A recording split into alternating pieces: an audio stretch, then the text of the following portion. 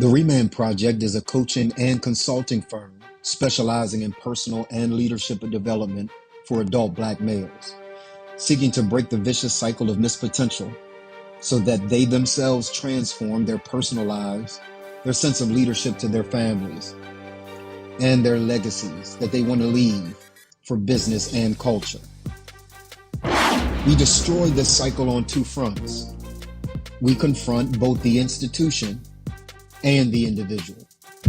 We address the institution because, according to the statistics, Black males are under assault and are targeted for extinction in ways that their white counterparts are not. We are over incarcerated and undereducated. There are systems in place, political systems, media systems, and religious systems that serve as intentional, or some say unintentional, barriers to the Black male's advancement.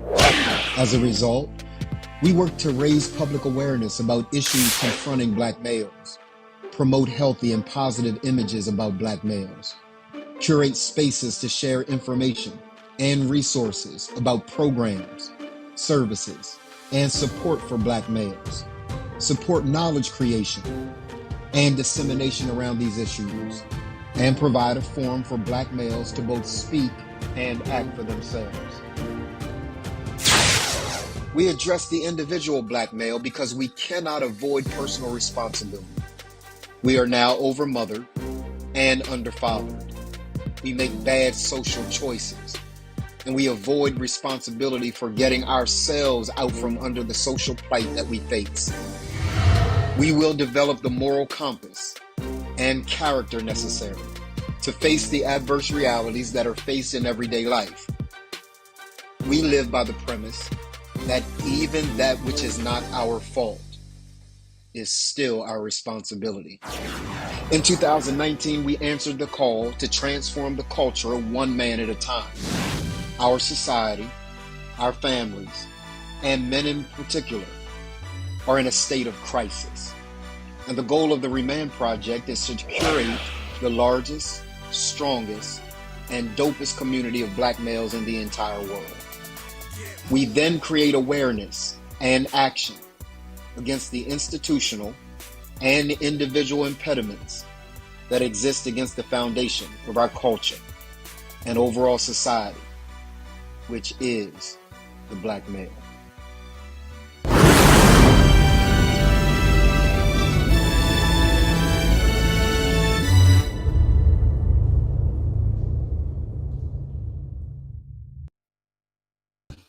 Brothers, it's good to see y'all. We are back for round two.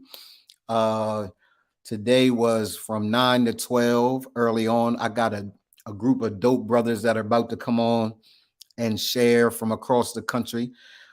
In case you thought that the Reman Project was a Delaware vibe, it started in the first state. I am, of course, now in Atlanta, Georgia. I'm officially an Atlanta guy now. So I'm gonna talk with Sid, because Sid is a Los Angeles guy. Darius is in Delaware. He is, in fact, we'll talk about that in a moment. He is, in fact, was named in legislation Mr. Remand because of the phenomenal transformation that brother went through. And then Nehemiah, I think Nehemiah is in Carolina. I think. So we'll see in a moment. Nehemiah owns a clothier store for brothers. I don't know whether he has the same thing for ladies. I think it's called Viola's, right? And he'll be on in a moment. And we're just gonna bust it up, chop it up, talk about the things that are all things Remand. And so I'm incredibly excited. Do me a favor, as you're coming on, let us know that you're coming on. We want you to be able to ask questions, engage, talk with the brothers about, what they got going on. Cedric is the leader of Remain Los Angeles, California. I was considering moving to Los Angeles, and my mother said, yeah, no." She 84, so uh, she vetoed me. And so, yeah, I ended up in Atlanta. I love Atlanta. It's the place said that I never knew I always wanted to be, right? Is that kind of spot. So I'm going to introduce, I'm going to bring the brothers on one at a time. I'm going to bring first my boy, Cedric from Los Angeles, California. Let me see if I can. There we go. That's a little better. In fact, let me do this too. Let me see if I can change the background a bit to this here. There we go. Um, and so, what's up, man? What's happening, brother? Man, I'm good. How you? I'm good, man. Good to see you, bro. Good to Good see to you, see man. you. Hey, listen, can you tell me? I'm about to bring. I'm gonna give you a short introduction, and I'm bring the rest of the brothers on too. Okay. Can you help me? Serious question. Say, can you help me understand what products are out there that might help me develop a beard like that, man? I mean, I'm over here looking like I'm 10. I need I need you to help me, man, understand what products are out there that got you with the full beard. I grow in patches. So I need you to help me, man. What's out there, said? Hey, I'll tell you this, man. It's some oils and some berries that I could refer you to, but it's all in the DNA, brother. It's all in the DNA. So it's some oils out there, but bro, it ain't gonna help me. Oils out there, man. But this is a DNA thing, brother. I tell you. Outstanding, man. Introduce yourself, said. Hey, I'm Cedric Nelms. I am I'm a God chaser. I'm a husband of 23 years, father of 5 beautiful and dynamically, marvelously made children.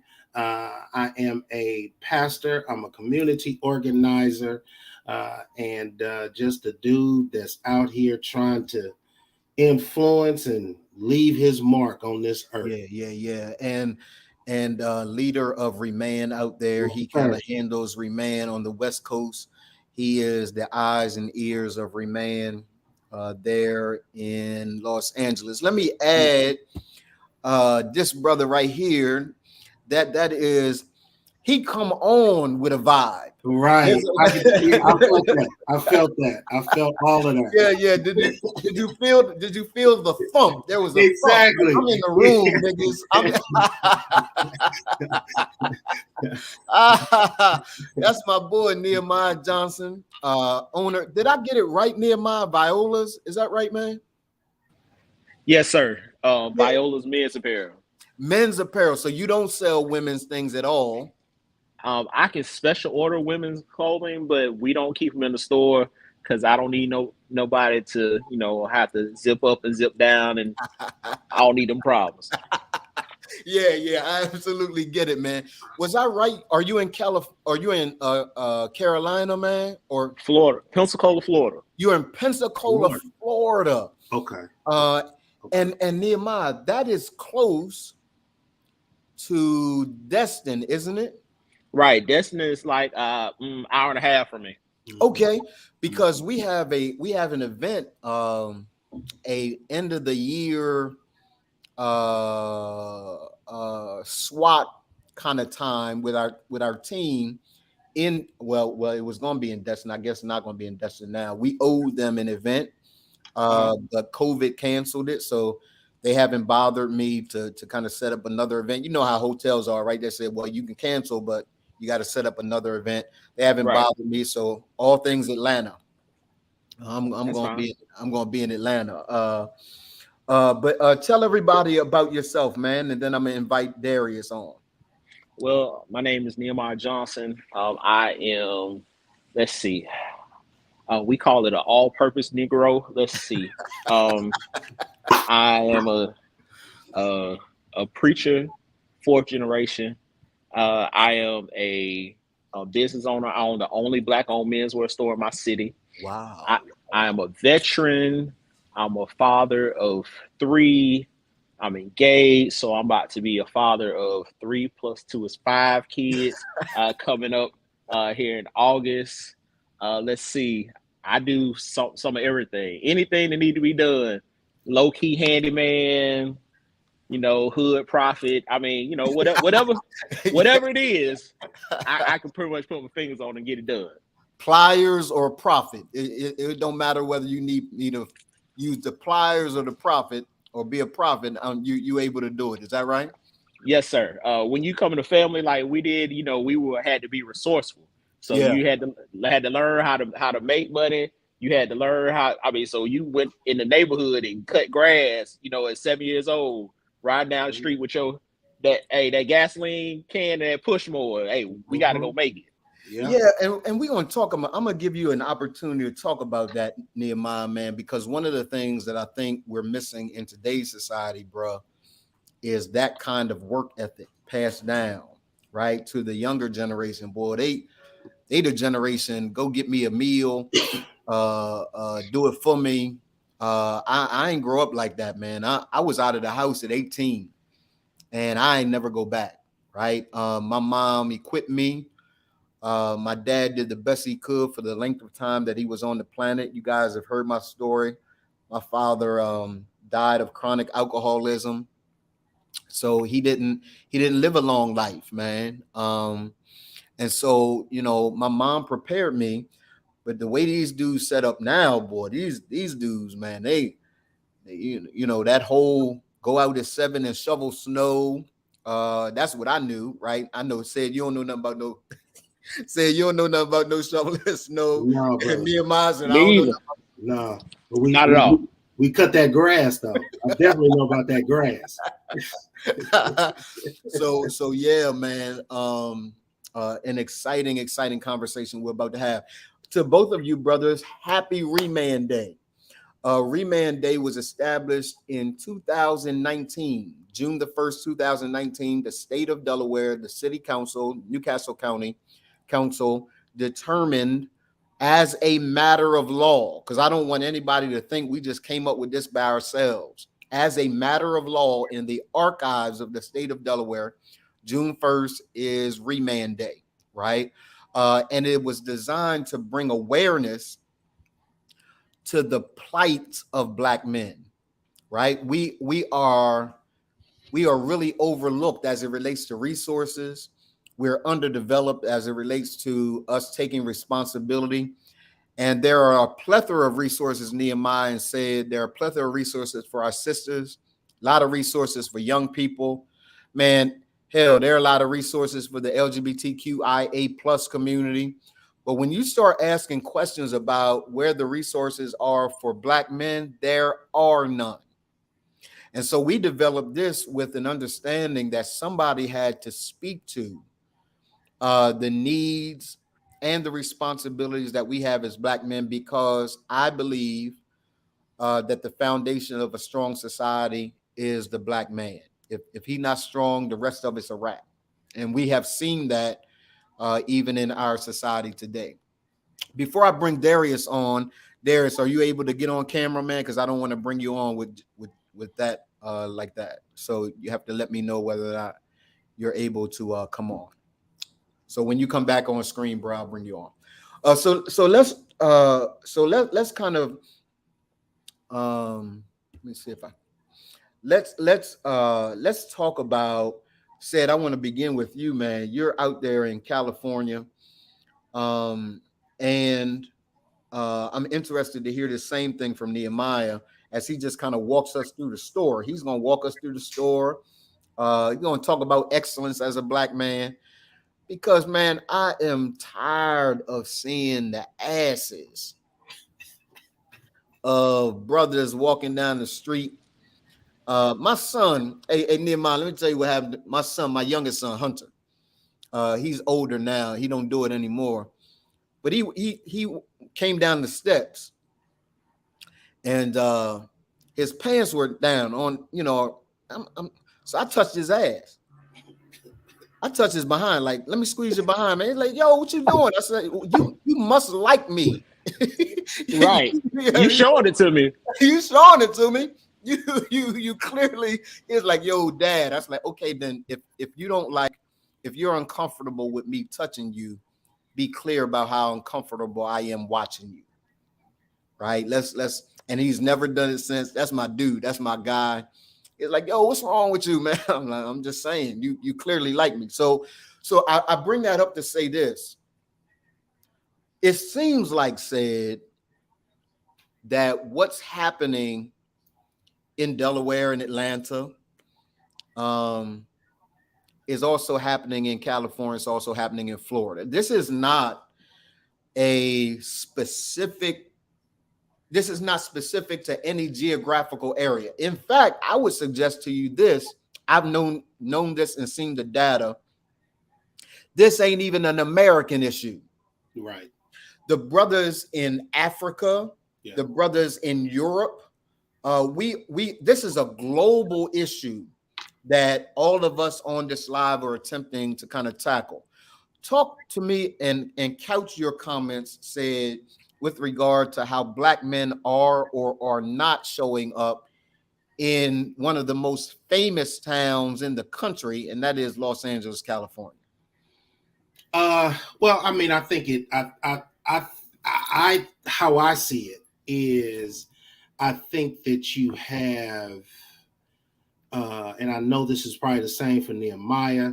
I know it's the same, Donald, for you up in Delaware, and you'll see that too in Atlanta. No, let me interrupt you. I'm no longer in Delaware. Said, put some respect on my name. Yeah, I am now in Atlanta, Georgia. He in the A. He in the A. Y'all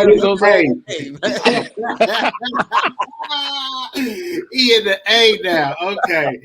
Boy, I'm gonna have to make some phone calls and let some folks know. Hey, if you see this brother out in the streets, just pull him over and let him know who you connected to. Man, he in the A now. No, man, I think, and these are conversations, Donald and Nehemiah, that I have with cats that I roll with. I think it's one to wherein you have brothers that are doing it, like the three of us that's on this call, but I think we live in a society and in a world to where negativity gets more airtime, positivity doesn't. And so we know this from the slap heard around the world, played on TV for a whole month. They still talking about it. But nobody talks about the simple fact that, I just read the other day that Kevin Durant is helping build, helping a school with their gymnasium, their program. Yeah. Nobody talks about that. And so here in LA, I think guys are doing it, but I do feel that we are living in a time period to wherein cats are trying to figure it out, man. I think we have I don't want to put it on a generation, because I got kids that are in this generation, and my children are different, but that's a whole different conversation. They were raised different. They saw they experienced something different. But I feel that we have a situation to wherein most of the time young people do not get a chance to see a brother like Nehemiah dress and have a hat on. I mean, you know what I'm saying? They don't get a chance to see that. They see the sagging pants. They see the t-shirt and the hoodie, which nothing is wrong with all of that. Yeah. But if you don't see anything else, then you don't begin to question why does he, or why do they look like that, and then why did they look like this? Yeah. And so I think we're living in a time period to where we have positivity going on in the midst of negativity, but the negative gets highlighted and the positive gets pushed down. Yeah. And so we have to reverse that. That's what we're here to do. I agree. Nehemiah, I want to hear from you, man. What's up, Darius? What's going on? I'm good, man. It's good to see you. That is, gentlemen, he needs no introduction worldwide over. He is Darius Harris. He is Mr. Remand of Delaware. The transformation that brother went through is phenomenal. And so I'm going to get to him in just one moment. As we kind of talk about Darius, when I come to you, man, we're kind of talking about, you know, the ways in which Black men are or are not showing up. And I want to hear from your perspective in a moment. But Nehemiah, talk to me, man, about what you're seeing in Florida, what you've seen in all your travels, what you've seen in pastoring. How are Black men showing up or are not showing up? Well, how I see it is that no one is teaching them. So since they're not teaching them, now that leads to the trend of, so since no one else was there, let me not be there for the next generation. Mm, So when you're not fathered, now you're having children. No one fathered you. So since no one fathered you, now you're not fathering the next, and it continues the trend. So everyone has an excuse to act crazy because we didn't have that father. I would say that even in my store, I have plenty of young men come in. They were like, I'm going to say how they said, man, I got this event, man. My girl want me to come to this event, and man, I don't know nothing about all this, man. What I need to wear, man. This color she went home. Let me show you the picture of this dress. I'm like, all right, man. I got you. yeah. We're not gonna look down on anybody. I got you. So I have to show them everything about how to coordinate clothing, even to the fact of how to tie a necktie. Right. Because they don't Wow. even know how to do that. We got grown men with kids that don't know how to learn how to tie a necktie. But again, it all goes back. How did this all start? Yeah, man. So that's something, in a nutshell for right now. That's something I deal with on a daily basis here at the store. Wow. So even is Pensacola heavily populated with Black folk, man, or not?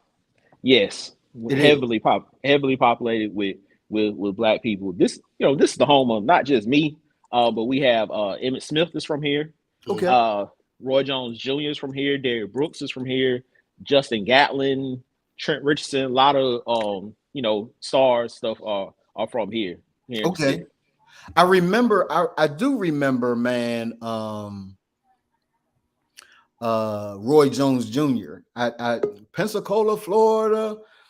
Oh Roy yeah, Jones, dude, that's a fighting dude, man. Now this is true. my man Tarver put him to sleep, but before That hey that was old Roy, but yeah, Tarver wasn't putting him to sleep. Not in right, the prime. right, absolutely right. Um, so it looks like Darius is having some issues.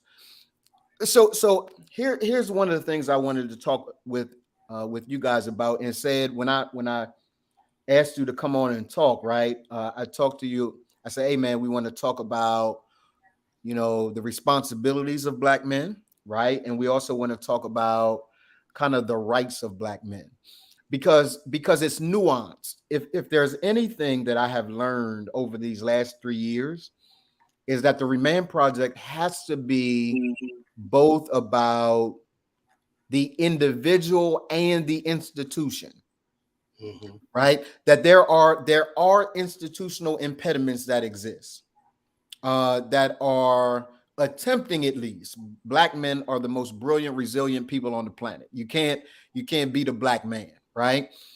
But I don't think that the responsibility that we do have a responsibility as the Reman Project to ensure that we are giving men the courage and character necessary to overcome whatever obstacles come. That is absolutely at the core of what we do.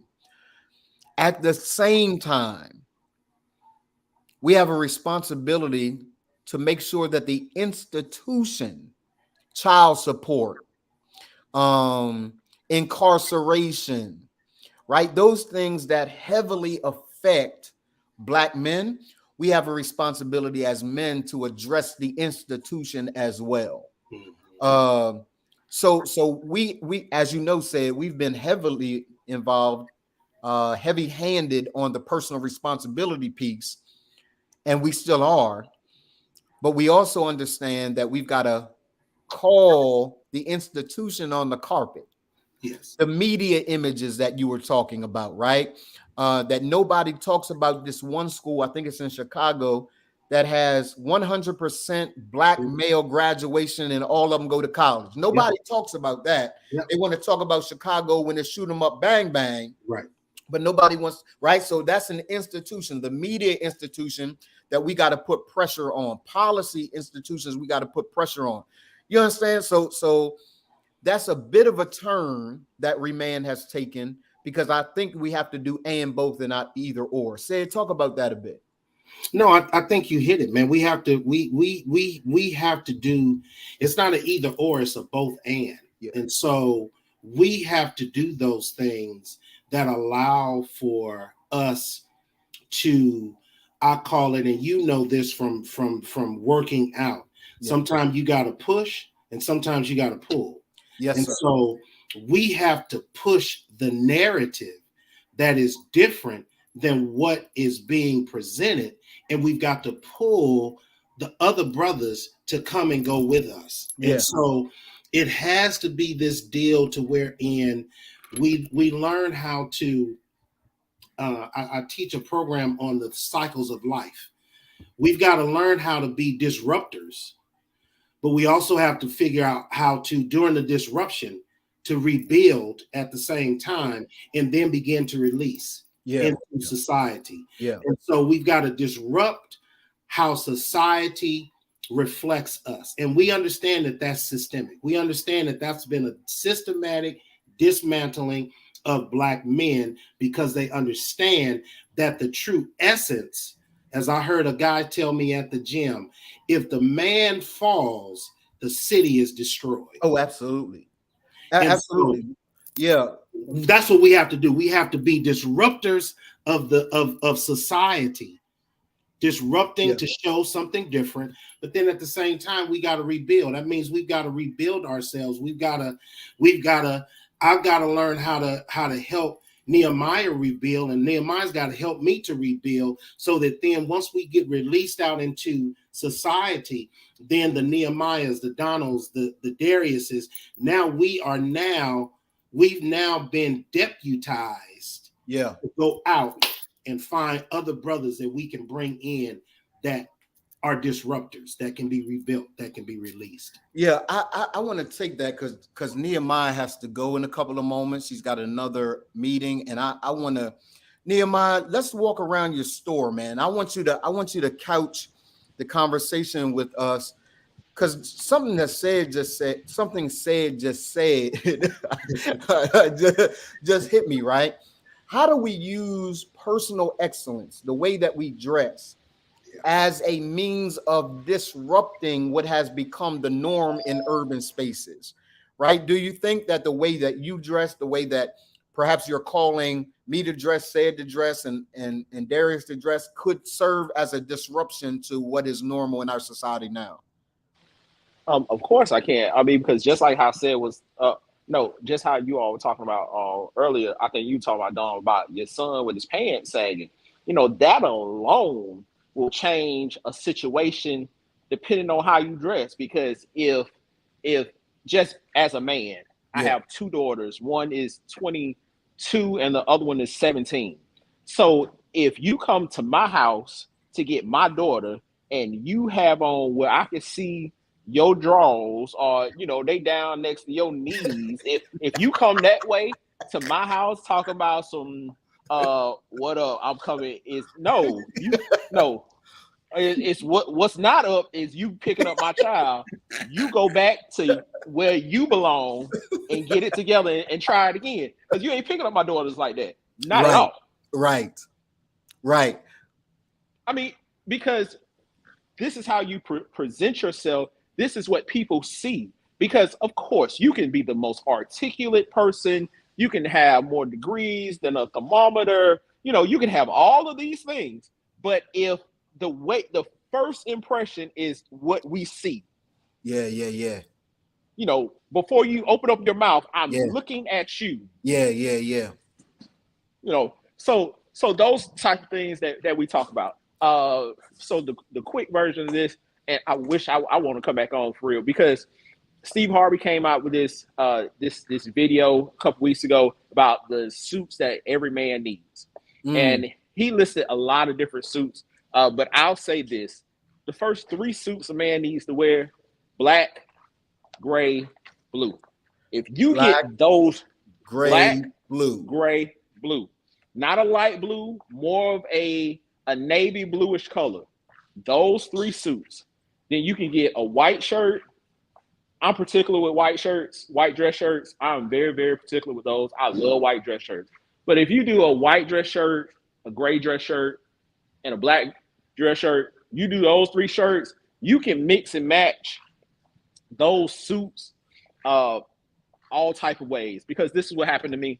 I didn't have those type of things growing up. You know, hey, it's whatever we can get at JCPenney's at the beginning of the school year. You got 3 shirts and 2 pair of pants. Yeah. So I got 3 shirts. My brother got 3 different shirts. So now we got 6 shirts and 4 pair of pants to mix and match throughout the school year. Yes, you know, Mama had put that on her card. Yes, sir. So I learned at a young age how to mix and match clothes to make it look like, you know, that we still had a little something, you know, and an iron. My God, an iron. Come on, somebody say iron. An iron. Touch 3 people. And say touch 3 people and tell them iron. Yo, an iron and a good tailor. Because you cannot get a suit straight off the rack and just throw it on, and then now your pants are dragging and it just looked like you got your big brother clothes on. So we have to get those few things. Those few things will put you together to where you're able to go to a funeral, you can go to a wedding, you can go to church, an interview. You can take your girl on a nice date where you have to pay more than 2 for $20. You can do all those things with those 3 suits and those 3 shirts. A nice pair of black and cognac dress shoes. Those 2 pair of shoes, you can do all type of things with those. What's cognac? Is that a reddish? Cognac is more of a brownish color for those. Hold on, let's see. Let's get a pair of cognac shoes. So okay. Let me see. This color. Okay. For the non-drinkers, the non-drinkers know what cognac color is, but we go for amen. You know, it's those who rightly saved, amen. Praise the Lord. So that's a cognac.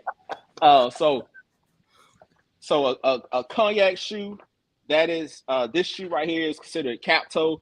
Cap toe is a classic dress shoe. Okay. Cap toe or wingtip. This is why they call it a wingtip, because the tip of the shoe is a wing. So a nice pair of black dress shoes. And it doesn't have to be expensive, because I've seen people wear, you know, designer this and designer that and look horrible in it. Because just because you paid a lot of money for it doesn't mean that it looks like you have a lot of money. Yes, sir. At all. Okay. So those shoes. And then for your suits, you want to stay with a 2-button suit. A 2-button suit will get you to anything from business, professional, any type of aspect. You can do a 2-button suit. Anything above 3 buttons, you got too many buttons on your suit, sir. What happened? Wait. What happened to they said? No, what about the double breast though, Nehemiah? Come on, man. Oh yeah. Now listen, you can wear a double breast and that's fine. But I'm talking about if you got suits, you got enough buttons to fill the temple, huh? Your train fill the temple in the suit? No, sir. Unless you got a preaching robe on, you should not have more than 3 buttons on your suit. That's it. So Nehemiah, let me tell you one of my frustrations, man. Then I want you to continue. I want you to continue for as long as you got, bro. Let me tell you one of my frustrations. Hey Nehemiah, when I see a dude fresh to death, and he left that tag on his please listen. Look, hold on. Said look, he's like he frustrated too, man. I'm like, dude, take the tag off. So let's see. Hold on. Let's those tags right there. Yes, those come off the suit. Please take those tags off. Come on. Those. The first. Oh, and then on the back of the suit, your vents, That's these right. here. Come on, sir. Take Right. take that off. All you need is a little nail clipper where you can take that off. Take those off. You know, Nehemiah, those are things. what did you call that? Did you call it vents?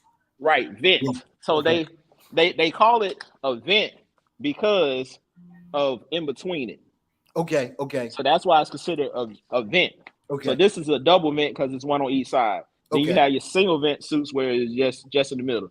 But Listen. if you have that piece of fabric right there between that, please cut that off. Please. But these are basic things that guys don't know. To your True. point, the guys, they just don't. So I don't want any brother on here to feel like we clowning, right? We're friends, and so we're having a good time.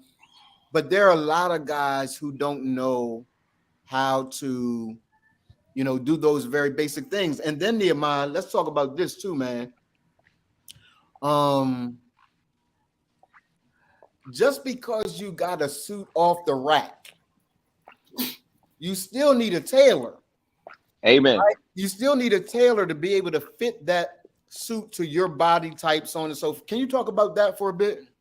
So I've had tailor-made suits before. Yes. But then I've also had suits that came off the rack. Now, what you have to do is get a good tailor, someone who's able to contour that suit so that you don't look like a box in the suit. The suit's supposed to look like that it was made for you. If you have a good tailor to bring your arms up, bring your sleeves up on the jacket, because your sleeve should wait. That's the other thing. Okay. If your sleeves are down by your knuckles. Right. That is too long. Very too long. Hold on one second. I'm about to have my employee. He gonna sit here and he gonna hold his phone for me real quick. Okay. Just like that. Hold on. I'll put this jacket on so you can see.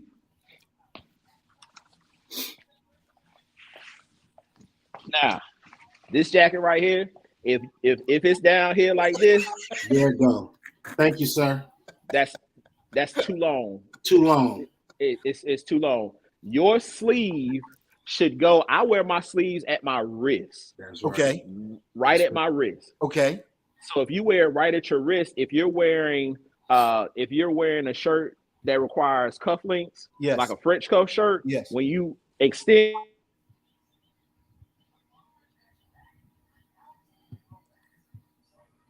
Nehemiah, say, can you still hear me, man? I can still hear you. Okay. Nehemiah's frozen. Okay. Okay. All right. We back. We're back. Okay. So that if you're wearing a French cuff shirt, then if you move your sleeve up, then you can see the actual French cuff. But if my sleeves are down here, it's you gonna get in your food. You're gonna be doing like this all the time.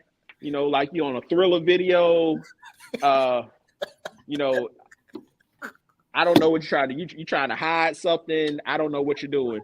But this is too long. Okay. So those are your sleeves. Now your jacket size. Your jacket should fit you to where it's not.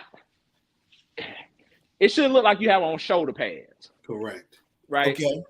Your jacket should move like this on you. Your jacket should be able to look like it was. Okay, I'll give you this. When I was in the Navy, I went to Afghanistan with the Army. And when I went to Afghanistan, we wore body armor. Okay. Now, these are big, huge breastplates, like concrete breastplates and stuff to keep us safe, right, for our bulletproof vest. And they said the tighter this is, the better you're going to move in it. And the less weight that it's going to feel. And that's how it is with a suit. Now, it shouldn't look like you are one cracker away from busting the buttons from the suit. That's too tight. But it also, again, it shouldn't look like this is career day and I'm trying to just throw on a suit for my dad. It shouldn't look like that either. Yeah. So you wear it to comfortability, but you also wear it to where, it looks like it's yours. Yeah, That's what yeah, it should look like. yeah. So that's from your pants length to your jacket length. Everything is supposed to look like it's yours and not something that you just picked up somewhere. Man, that's phenomenal information. If you guys have any questions, he's got to go in a moment. But if you have any questions, let me know. I don't see any questions. Yeah, we gotta have you come back on and do a master class, man. Yes. Just Yes. so that brothers understand how critical this is, because you said something, either you or said something that's just really true. I think it was you. Look, God looks at your heart. He the only one though. Everybody else is judging you based on your appearance. Your appearance makes a statement even if you don't want it to. Right. That's true. It just does. That's the world that we live in. So, a lot of times, Nehemiah, I hear guys say, "Hey, man, if they don't like me for me, no, my guy, that's not the world that we live in, right?" So, I think it's really, really important for guys to. Okay, here's a question. Coach Walter said, "How do we order from him?" Nehemiah, we're gonna put your information up, man. Okay. How do we get in? So Kenneth Johnson said, "While you're at Just it, in pockets. dip Yep. those pockets." My Lord. Yes, sir. Yes, sir. Yes, sir. Let's Mm-hmm. those pockets, boy. Just in pockets. Yeah. Wow. Oh God, boy. And I didn't, I've been really, really fortunate. I've had a tailor. There's a guy, Nehemiah, you probably know him, Michael Sahi out in California. I've heard him. Mike did, the majority of my stuff. And so I've been fortunate to be able to have tailored suits and things of that nature. But check this out. I ain't always been that way. And so you can look good without spending a whole lot of money, because Yes, you can. Mike would clean up. But you don't have to spend $600, $700, $800. You don't. You can have a look of excellence on a budget that you can afford. And I know we don't like budgets, all that kind of stuff, but listen to me, man. Do excellence. I heard Darius Daniels say this. Darius Daniels said, "Excellence is doing the best you can with what you got." Right. That's True. all excellence is, right? So Nehemiah, I know you got a role, man. I wanted you to give your information. There we go. Nehemiah Johnson, Viola's Men's Apparel, Pensacola, Florida, 850-429-7146. Is that right, Nehemiah? That's it. And I'll say this, like I say, because I do need to get on this road. But for a suit, again, no matter if it's a designer or anything like that, I have suits in here that they want me to sell you. I just say this: everything is overpriced. They want me to sell you these suits for. I have suits in here. You want me to sell them for $800, $900, And so if you go and say, "Ooh, I paid $900 for this suit," that suit didn't cost $900 to make, right, at all. Right. Now, of course, we do have a bottom line. We do have to keep the lights on and so on and so forth. But I sell all my things under retail because of the fact that, I got to sleep at night, and I know how much it costs me. Yeah. So I do that. But if you want to go brag, to other people and say, I have a $900 suit on. Okay, well, that's in between you and whoever else you're trying to brag on. Right. So again, the cost doesn't really matter as far as the suit is concerned, because 100% wool suit is a 100% wool suit, no matter who made the stitch on the inside.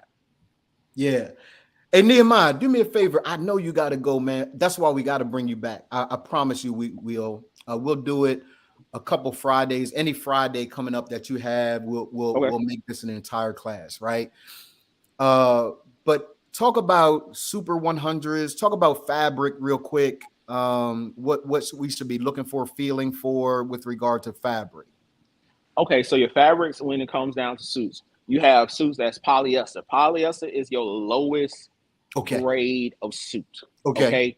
Then you have what they call wool feel. A wool feel is a poly with rayon mixture. So it Okay. feels like wool, but it's not wool. Okay. Then you also have your cotton, meaning your linen, your seersucker, you have those. Yeah. Then you go to your actual wools. So when you go to your wools, you got your Super 100, Super 200s, all these different ones. And all that is, those are thread counts. Okay. So with those being thread counts, you can't, there are certain wool suits that I can't wear down here in Florida. Right. No matter what season it is, we cannot wear those thick, good wool suits here. So I have to wear a breathable wool suit here in order for me to live. Okay. So but yeah, that's more to another class. And so whenever I talk to companies and I order suits for customers, because we do special order as well. Okay. Whenever I do that, I ask, like, okay, I see it says wool, but is this a breathable wool? Is this a year-round wool, or is this just a winter wool? So you have to know the difference in between those. In between those. So yeah, so that's what I got right there. Man, I'm gonna let you go, bro. This has been phenomenal information, even for me. Man. You know what I mean? So we got to get you back on. I'm gonna have Marla contact you and see what Friday you got, bro, and then we'll do an entire class on it so that we're not rushed for time. Sound like a plan. All right, man. Love and respect you, bro. Be safe out there, man, and we'll talk with you soon. Good to meet you. All right. Hey, good to meet you too. I'm gonna reach out to you, bro.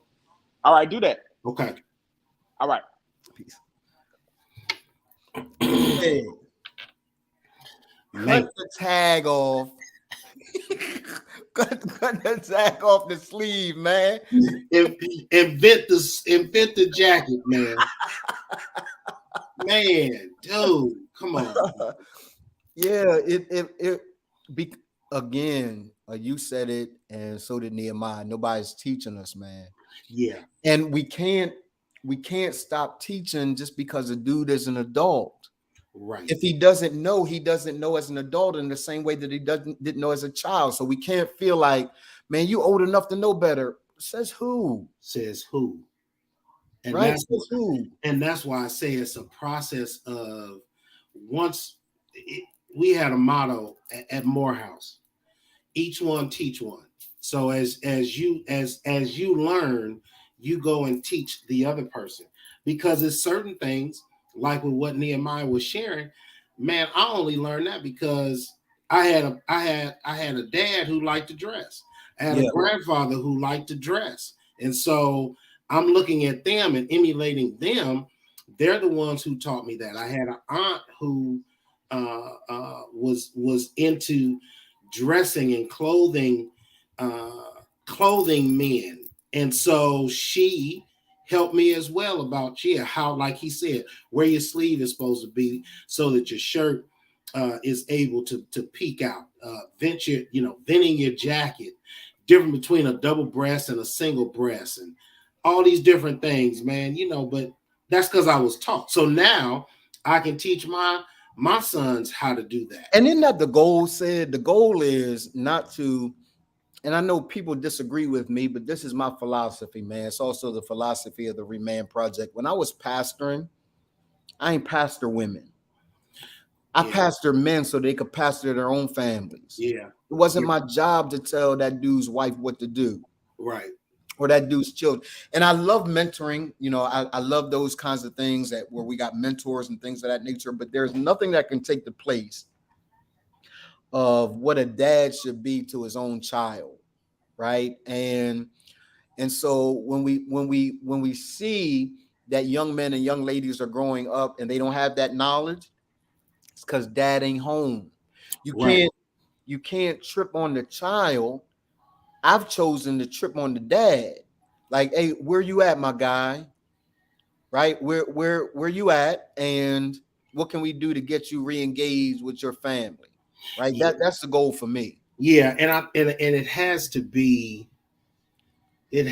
something that we are able to share, to show men how their potential for success is actually found in their legacy.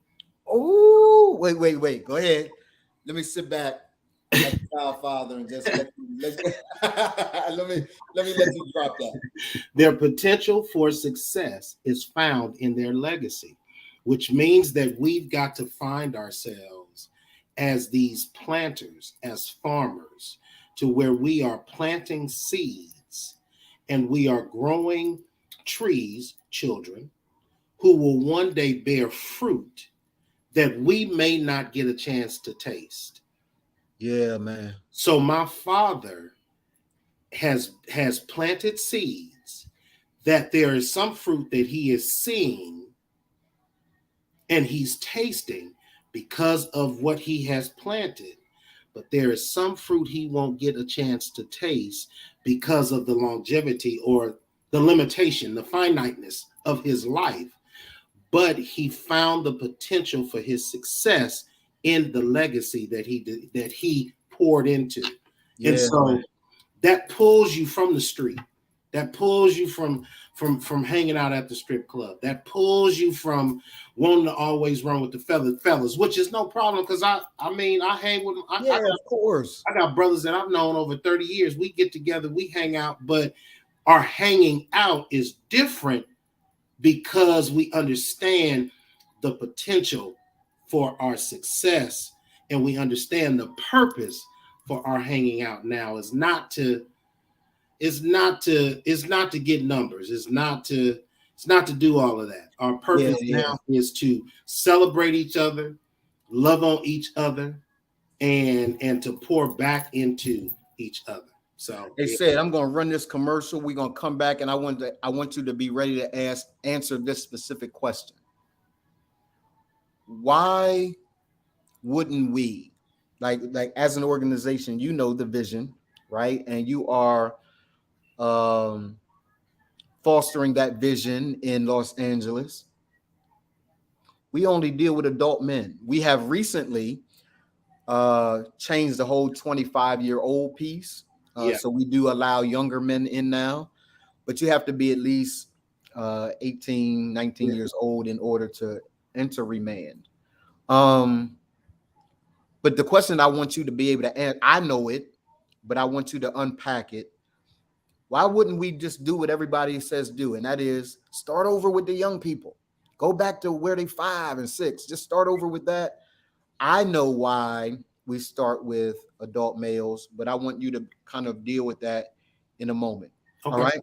So here's the commercial said, because I know I felt in your spirit you saying, Donald, show the commercial. I don't want to talk anymore. Show the commercial. So I'm gonna show the commercial. Here we go.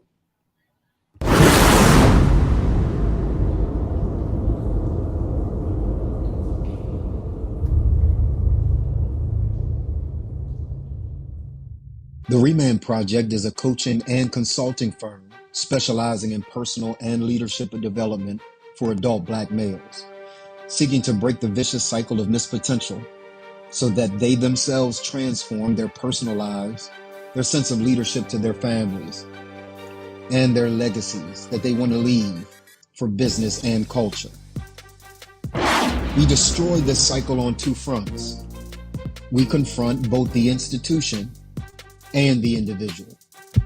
We address the institution because, according to the statistics, Black males are under assault and are targeted for extinction in ways that their white counterparts are not.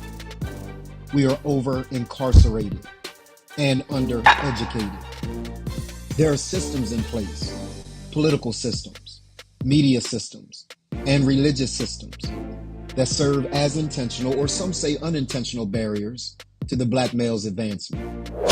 As a result, we work to raise public awareness about issues confronting Black males, promote healthy and positive images about Black males, curate spaces to share information and resources about programs, services, and support for Black males, support knowledge creation and dissemination around these issues, and provide a forum for Black males to both speak and act for themselves. We address the individual Black male because we cannot avoid personal responsibility. We are now overmothered and underfathered. We make bad social choices. and we avoid responsibility for getting ourselves out from under the social plight that we face. We will develop the moral compass and character necessary to face the adverse realities that are faced in everyday life. We live by the premise that even that which is not our fault is still our responsibility. In 2019, we answered the call to transform the culture one man at a time. Our society, our families, and men in particular are in a state of crisis. And the goal of the Remand Project is to curate the largest, strongest, and dopest community of Black males in the entire world. We then create awareness and action against the institutional and individual impediments that exist against the foundation of our culture and overall society, which is the Black male.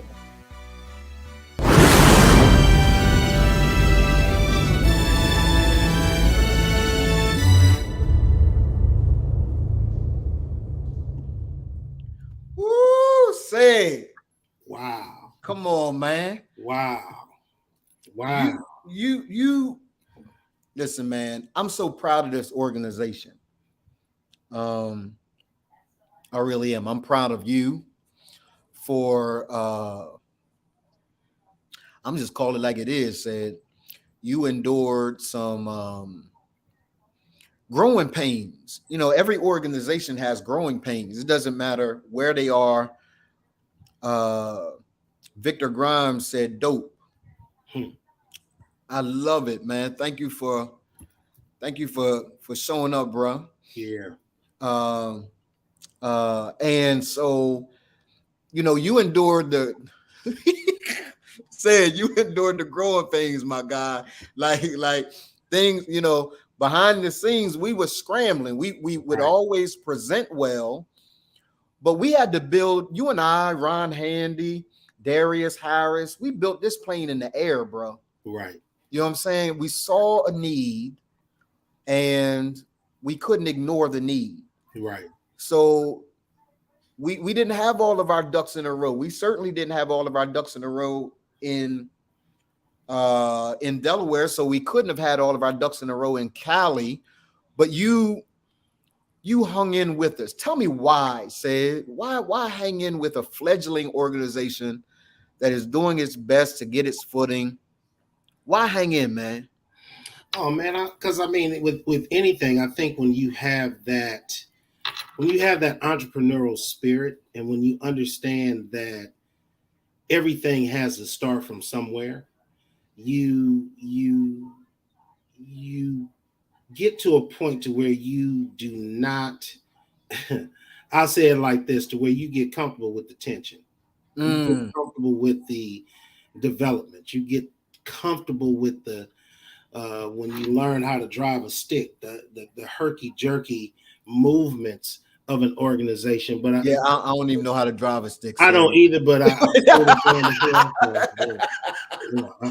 always drove. This is what we heard, right? This is what I heard, man. But the biggest thing, Donald, was because it was going after something that was important to me. Which is going after men. In so many spaces and places, the Black man, we are either feared or we're destroyed. Yes, sir. And sometimes they walk hand in hand, like peanut butter and jelly. Yes, sir. We are destroyed because people fear us, because they understand what is inside of us. Yes. And sometimes others understand what's inside of us before we even understand what we carry. There's an anointing.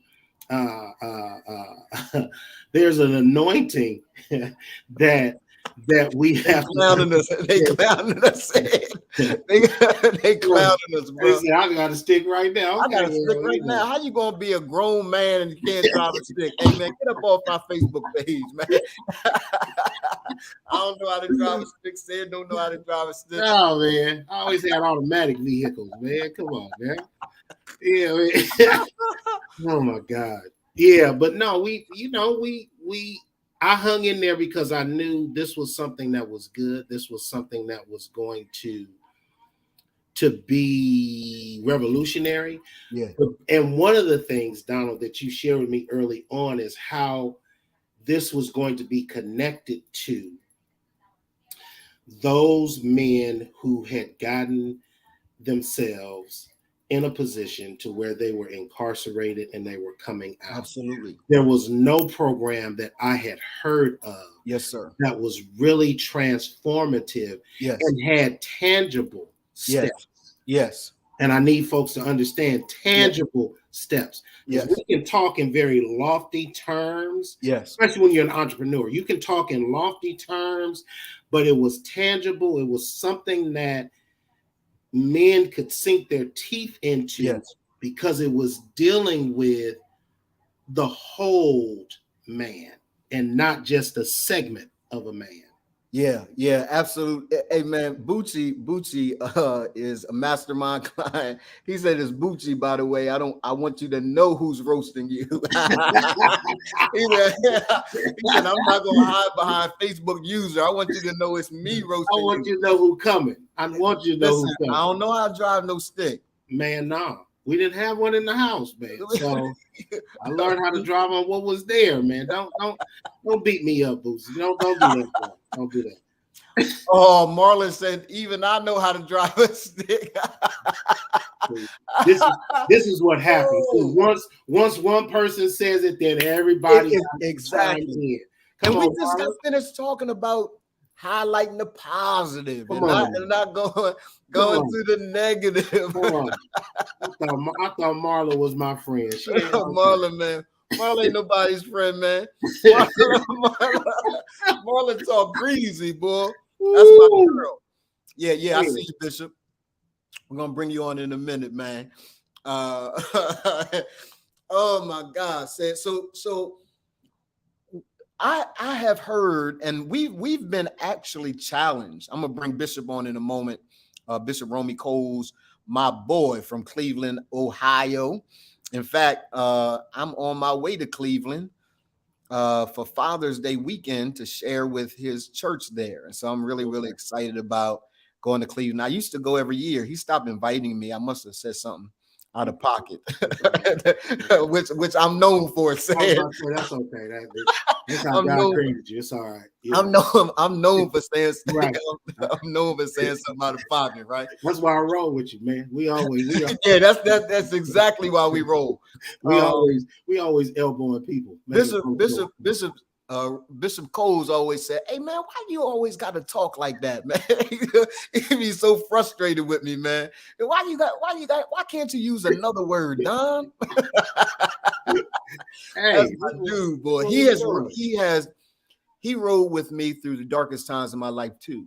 Amen. And he never gave up on me. I stopped calling him because I didn't want to hear nothing he had to say. Right. He a righteous dude for real. I ain't had nothing.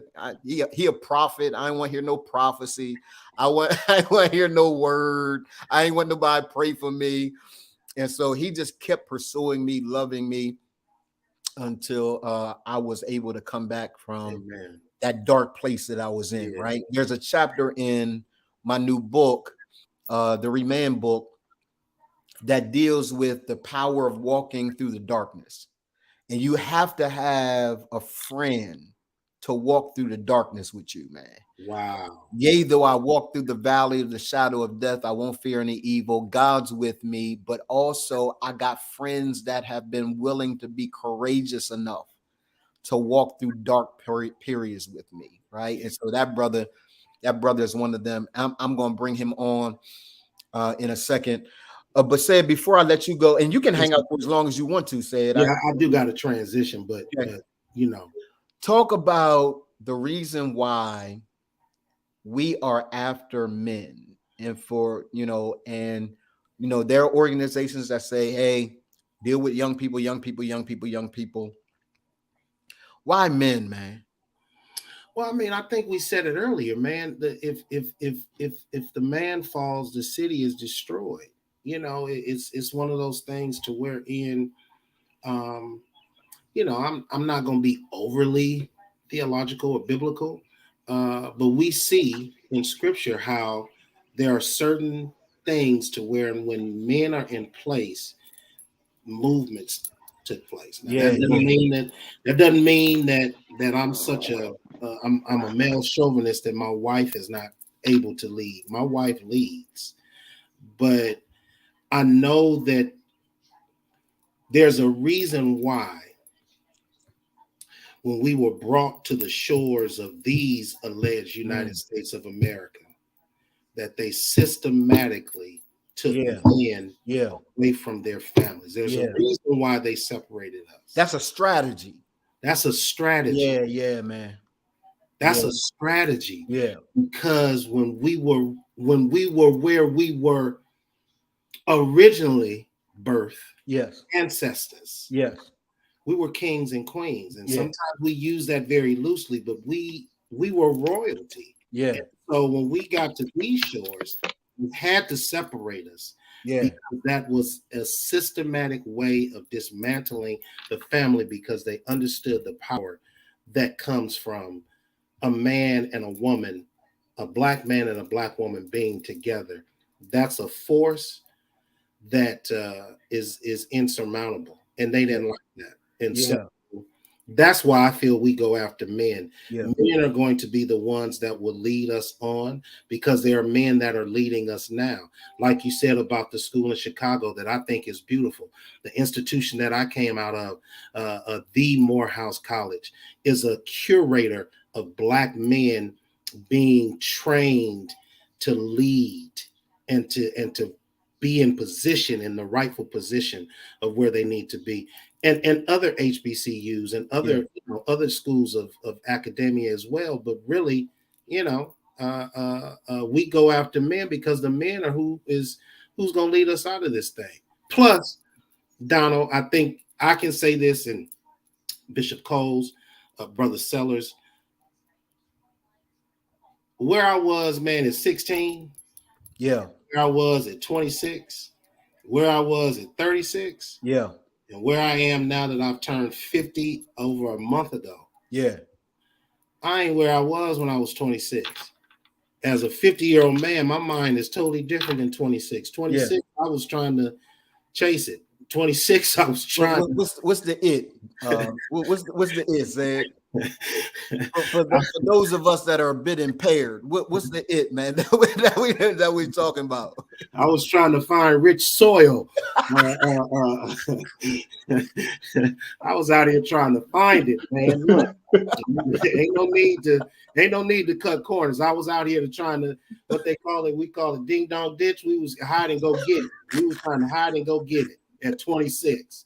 Oh yes, sir. At 50, no, man. I'm about building. I'm about growth. I'm about establishing. I'm really about legacy. Going after men allows for that. Because you got to mature. It's a maturation and evolution process that you have to go through. And that's without question. And for me, I think what we've seen over time, said, every man inside the Remand Project, and particularly you in California, other brothers, Texas is represented. We got Remand in Accra, Ghana. So we're doing well. And for every man that is a leader inside the movement, what's amazing is each of you do it for different reasons. We all have the same goal, but everybody's path and reason for which we do it is different. And what I have seen is two things. One is when you make it about young people, and I ain't got no problems with that, right? There are great organizations that do that work. Yes. But when you make it about young people, the return on investment is long. Right? You start talking about four-year-olds, and when he gets 16, we ain't got 12 years. we before you even start, we don't have 12 years. We don't have 12 years, 16 years, 18 years. We have to see a more immediate return on investment, and we got to see it right now. Right. The other thing is, for me, said, to your point a moment ago, when guys make mistakes, we live in a society that throws men away. We live in a society that attempts to help ladies, but we throw men away. Right. And so I wanted to make sure that, guys had a space where it was a bunch of brothers, ain't no sisters in there. So earlier today, Ronnie Walker, who was the sex coach, right? He's a relationship coach. He was on, he come on, said, talking all smooth. I said, hey nigga, ain't none of us ladies. Ain't that what I said, coach? Ain't none of us ladies, man. Don't come on here talking smooth, nigga. We ain't interested in you.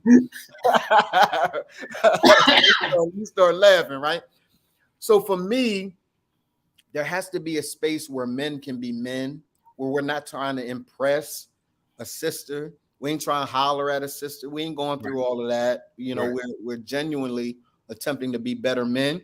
And this new, it's not a new respect. As you know, I've done a lot of social justice work. Bishop Coles has even prophesied to me as it relates to the work that I am doing and how it marries to the work I was doing. I've laid in the street. I've sat in the governor's office. I've marched. I've done all of that. And so what I understand is somebody's got to put pressure on the institution to do right by Black men. Yes. And somebody has to put pressure on the individual Black man to say, you got to do right by yourself, my guy. Yes. Right. I was in a meeting recently here in Atlanta, and hey, Bishop, I'm in Atlanta, man. I'm no longer in Delaware. Put some respect on my name, bro. Don't. I was in a meeting, and I told them in the meeting, some white sisters and some chocolate sisters, and I said in the meeting, when I come in the room, I'm only coming to talk about one thing. Right. I'm only coming to talk about Black men. I'm not coming to talk about children, not talking about white women, not talking about white men. Right. I ain't coming to talk about the animal society. I'm coming to talk about Black men, the ways in which our society treats them and the ways in which we can kind of get them to treat themselves better. Those two tracks are always running for me. And so, that's why I think men, there's a scripture that says, if the foundations are destroyed, and Black men are the foundation, if the foundation is destroyed, what will the righteous do? Right. Right. And what we're seeing right now is a crack in the foundation. Right. Some of which has been intentionally created by systems, and some of which brothers just ain't doing all that they need to do to make sure that they're solid. So I want to give you some closing comments said before I get to Coach Walter and Bishop Coles. No, man, I'm locked in on this with you. Yes, sir. I believe in it. Yes, sir.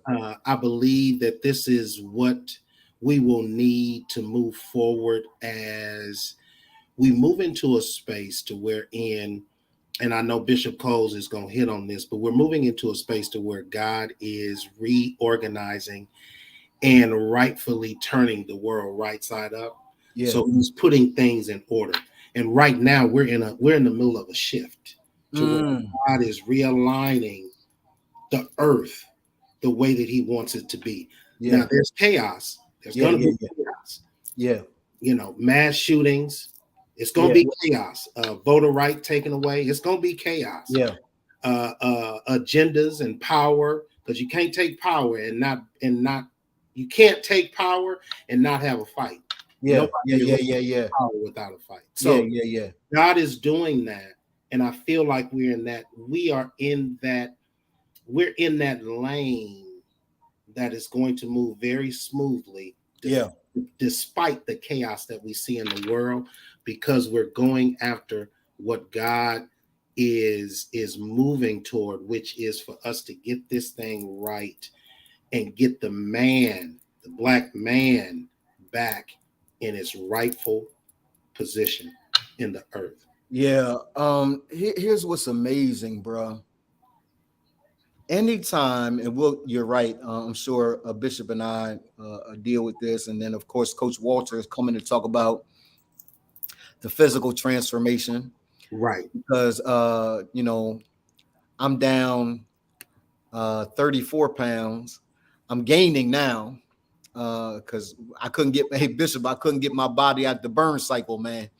I couldn't get my so Coach Walter, I said, hey man, I can't stop losing. He said, all right, we'll put you on some protein stuff, and so now I'm gaining a bit.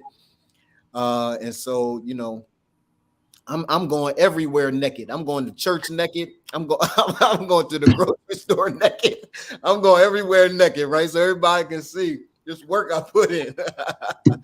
But anything God did, and then I'll let you go, said, as soon as you say amen to this, right? Anything God did, anything he started, anything he restarted, he did with a man. Yeah. Every single time. Yeah.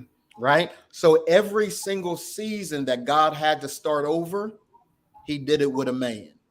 It's not by accident that after the 400 years of silence between Malachi and Matthew, he says, okay, God says, this is my son, hear him, right? It's not a coincidence that he chooses 12 men to change the world. It doesn't diminish the impact and influence of our sisters. Right. But it does. There's a particular order that God has set this thing up in, and the best thing we can do is abide by the order, right, and stop trying to change the order. So when you said put this thing right side up, that's exactly what's happening. And there is an oil in order. See, right. Bishop Coles. See, I'm gonna go ahead and leave now. I ain't fooling with Bishop today, man. It's Wednesday.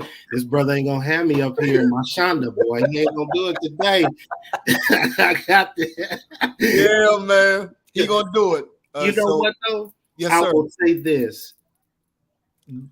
My prayer is that the Remand Project will get us to the point to where and it took me a while to get there, even though I grew up with a dad in the home. Yeah. My dad was at every athletic event that I ever participated in, coached me and things. My dad is still in my life, a major one. Wow. I realized that we had to get to the point, and this is where I see Reman Project being a major impact. If we go back to when John the Baptist baptized Jesus came out the water, the doves were released, and God said, this is my son in whom I'm well pleased. The reason we struggle as men, because we don't have any affirmation. Oh, absolutely. There's nobody that has spoken over us and said, Bishop Coles, this is my son in whom I'm well pleased. Coach Walter, this is my son in whom I'm well pleased. We got to get to the point to where we as Remand begin to speak over men and say, ooh-wee. Yeah. Brandon Smith, you are my son in whom I'm well pleased. Yeah. I tell my boys, I'm well pleased with you. It don't make no difference in how you stumble and all of that, because that's part of life. But I'm well pleased with you. And the more that we say that, the more that men will begin to nurture that feeling to where when they walk into a room, they know if nobody else is pleased, the big man upstairs is well pleased with you. So yeah, man. Be blessed, fellas, man. You know I love y'all. You know I'm here. Love you more, bro. What time is it there? What it's time? 11:20 here. It's 11:20 here. 11:20. Yeah. Our day is almost over. Ours is just getting started. Your day is just getting started, man. I love you, man. I'm supposed to come out there. Najuma has asked me to come and do some teaching at her church. Okay. And so when I'm out there, we'll hang out, and maybe we can all I can do something everywhere while I'm in town. I got you. I'll bounce you around, man. Just let me know when you coming. I'll bounce you around, and we'll go bend some corners and meet some people. You got it, man. Love you, bro. Love you. Bishop Coles, Coach Walters, take care. Okay. Peace, man. Bishop, what's up, man? What it do, man? What it do?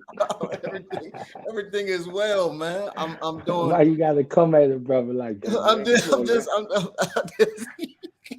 I'm sanctified, not sanctimonious, man. a difference. Yeah. There's absolutely a difference, man. I Yeah. don't know that we've ever we've been brothers for decades now. I don't know that we've ever done this together though. I think I've done We some talked teaching. about it. We've talked about it, right? But we've not Yeah. really done this together. So happy Remand Day to you, man. This is the day that we take to celebrate Black male excellence, and to hold brothers up and say, hey man, you doing the thing. And even when you are not at your level best, we still respect you. We honor you, right? Because there's so much happening in our society where Black men aren't honored and aren't respected.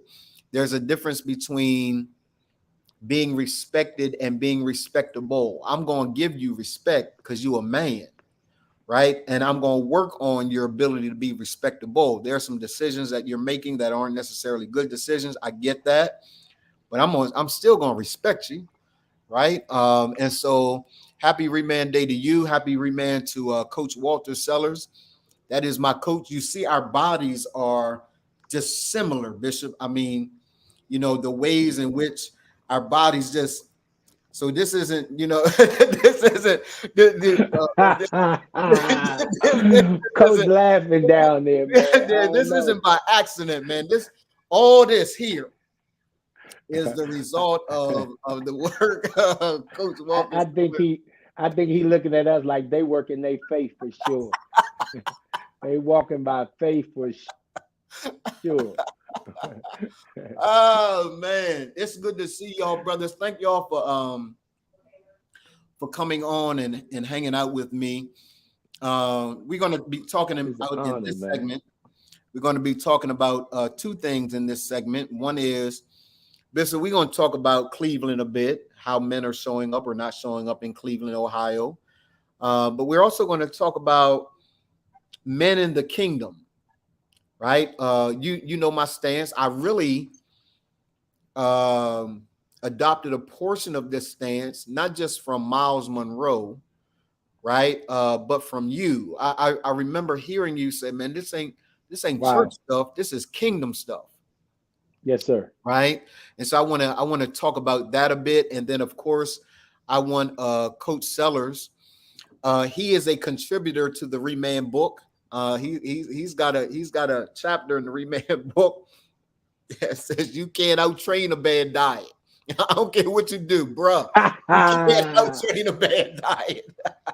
that sounds like gems right there all day. Yo, bro. He say that to us all the time. And I told him, I said, hey, man, I'm always accountable. He'll tell you I'm always accountable. If I'm not doing right, I'm going to tell him, hey, coach, I told him, I came down here to Atlanta, lost my mind. They got showed up. They showed out. I showed out, man. They got anything you could want, Bishop, is crazy down here. Listen. And he said, that's why I'm in Cleveland. Yeah. He said, trying to get my son out of Atlanta. Man, he said, hey, Donald, he said they cook everything in butter in Atlanta. Everything's in butter. It don't matter what you got. And so he saw, because I was in this burn cycle that I couldn't get out of.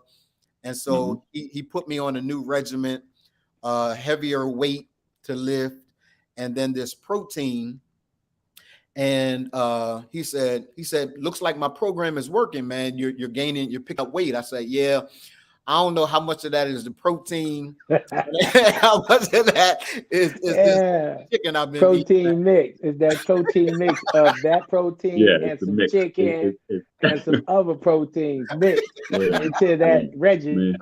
They got fried butter in Atlanta, bro. They got fried butter. Yeah, that's exactly what it is. It's fried butter. Everything is in butter. That's why it's so good, though. But I try to stay away from it as best I can. And so, so Bishop, talk about, man, and then I want Coach Walter to come in and talk about health and wellness. Bishop, we've seen a mass, and Walter and I have talked about this too. We've seen a mass exodus from the church of brothers, right? And I think I think we've talked about the fact that there has been such a effeminization of black men, Absolutely. right? Absolutely. That we don't really find comfort, safety in church, because church, the black church in particular, is 95% women. That's the numbers, right? Yeah. So talk about how God views the responsibility of men and how our society views the responsibility of men, and what we can begin to do about it from a kingdom perspective, not a church perspective, but a kingdom perspective. See, I think that's the challenge, the understanding of all these things. First of all, let's get understanding. The church should function from the kingdom.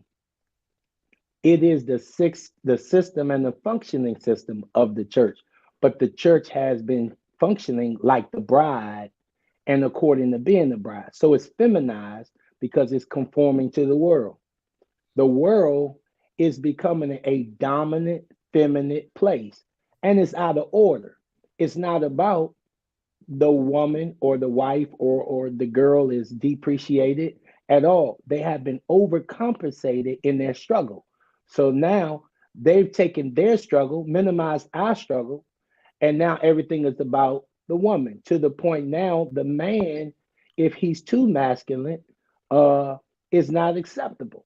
But the Mm, man was created to be in dominion and to rule in kingship, not in a democracy, but to walk in a monarchy, and in order with enough love that he never super exceeds his authority. mm, And so, as you and Pastor Cedric was talking about, the demoralizing of manhood all the way down to our seed is just the enemy doing the opposite of what God had done in how we succeed. He blessed our seed. So the devil wants to curse our seed. And society is the tool, man. Our young men, and again, you gotta roll with me on this because I'm not anti any of this, but the hair, how we wear our hair, how we dress in this new yeah, European yeah, form of skinnies, and I got some on now, so don't throw me away. Uh, but the point is got into our mentality, and so we're not walking in dominion. Um, we're more concerned with our body than women, and not as coach. mm, Don't throw me away either yet. Give me a second to recover. Not Because I not was in the about to point where come. we want to I was be about to fit. come. Yeah, we want to be fit. We want to be fit and healthy, but not about so much worrying about looking good, but being good and being the quality yeah, of a man where we can lift the couch, where yeah, we can carry furniture if we got to move, pick up my wife if something's wrong and run into the car because she got to go to the hospital, not sit back on the couch, get fat, and not care about our health yeah, or how we're looking, but to look well, to look the part, and to do the role. And so I think Reman, and as we talked years ago, yeah, which now it's birthed into what God wanted it to be. You've been remanding for a while, and yeah, we've got to remand in the church yeah, yeah, because yeah, yeah, it's feminized and it's again it's conforming to the world. yeah, In a minute, we're gonna have, and I don't even know how to say this right, but transgender church, and I'm not talking about sexually. I'm talking about ethically when it comes to a man who now, as you see now in our roles, we're more feminine in the bishop role and some other things than we were in the Baptist role. yeah, yeah, So my point is to say God set this kingdom up for us to walk in a level of masculinity and dominance, but not so much where we're dominating to where we are ruling with our authority off balance, but we're running things with such a excellence yeah, to where our families are bringing forth the proper stuff for society and being fruitful or productive, where society morally and ethically is in line with what God has created in the house with us.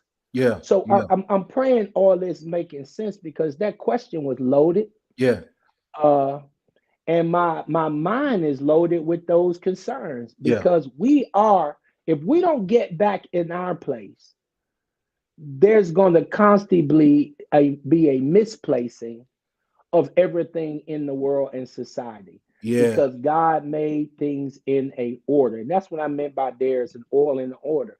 There's some power in order. Put the house in order.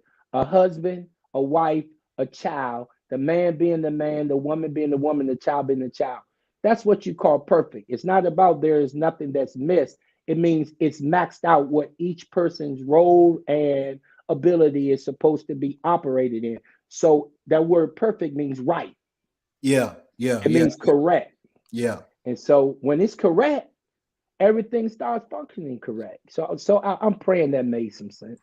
Yeah, man. Let me tell you what's powerful, and I want to hear from Coach.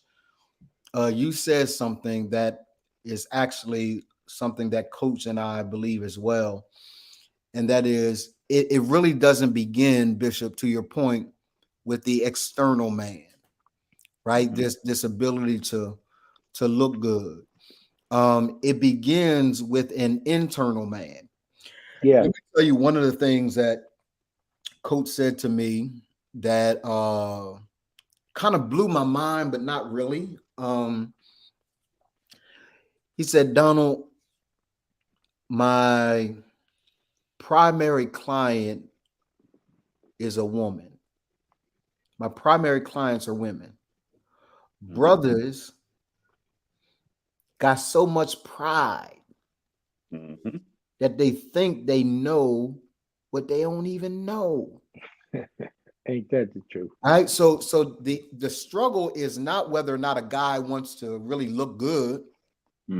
I love what Coach said to me. We were in the gym one day, and that's how I got all this, Bishop. Just listen, man. That's how I got all this, man. Right? We was in the gym one day, and he said he was talking to me about my goals. Right? He said I know your goal isn't to do, competition, right? I said, right. He said your goal is to be the best looking one in the gym. I said, man, you know me. Absolutely right. All that vanity, that's absolutely me, right? I want to be the best looking one in the gym. And what I recognize is I didn't lose 34 pounds externally without losing 34 pounds internally. Bingo. There's a work I had to do in me. The stuff that's happening externally is a result of the internal work that I have done. So there's nothing that Coach, and he'll tell you, I'm gonna let him speak for himself. If I'm lying, I'm flying. There's nothing that he has said, Donald, I need you to do this, this, and this that I won't do. And if I don't like a certain meal, then he'll say, okay, you can have this. When I go to a restaurant, I'm a text him, hey man, this is where I'm going. He'll say, you can have this, this, and this.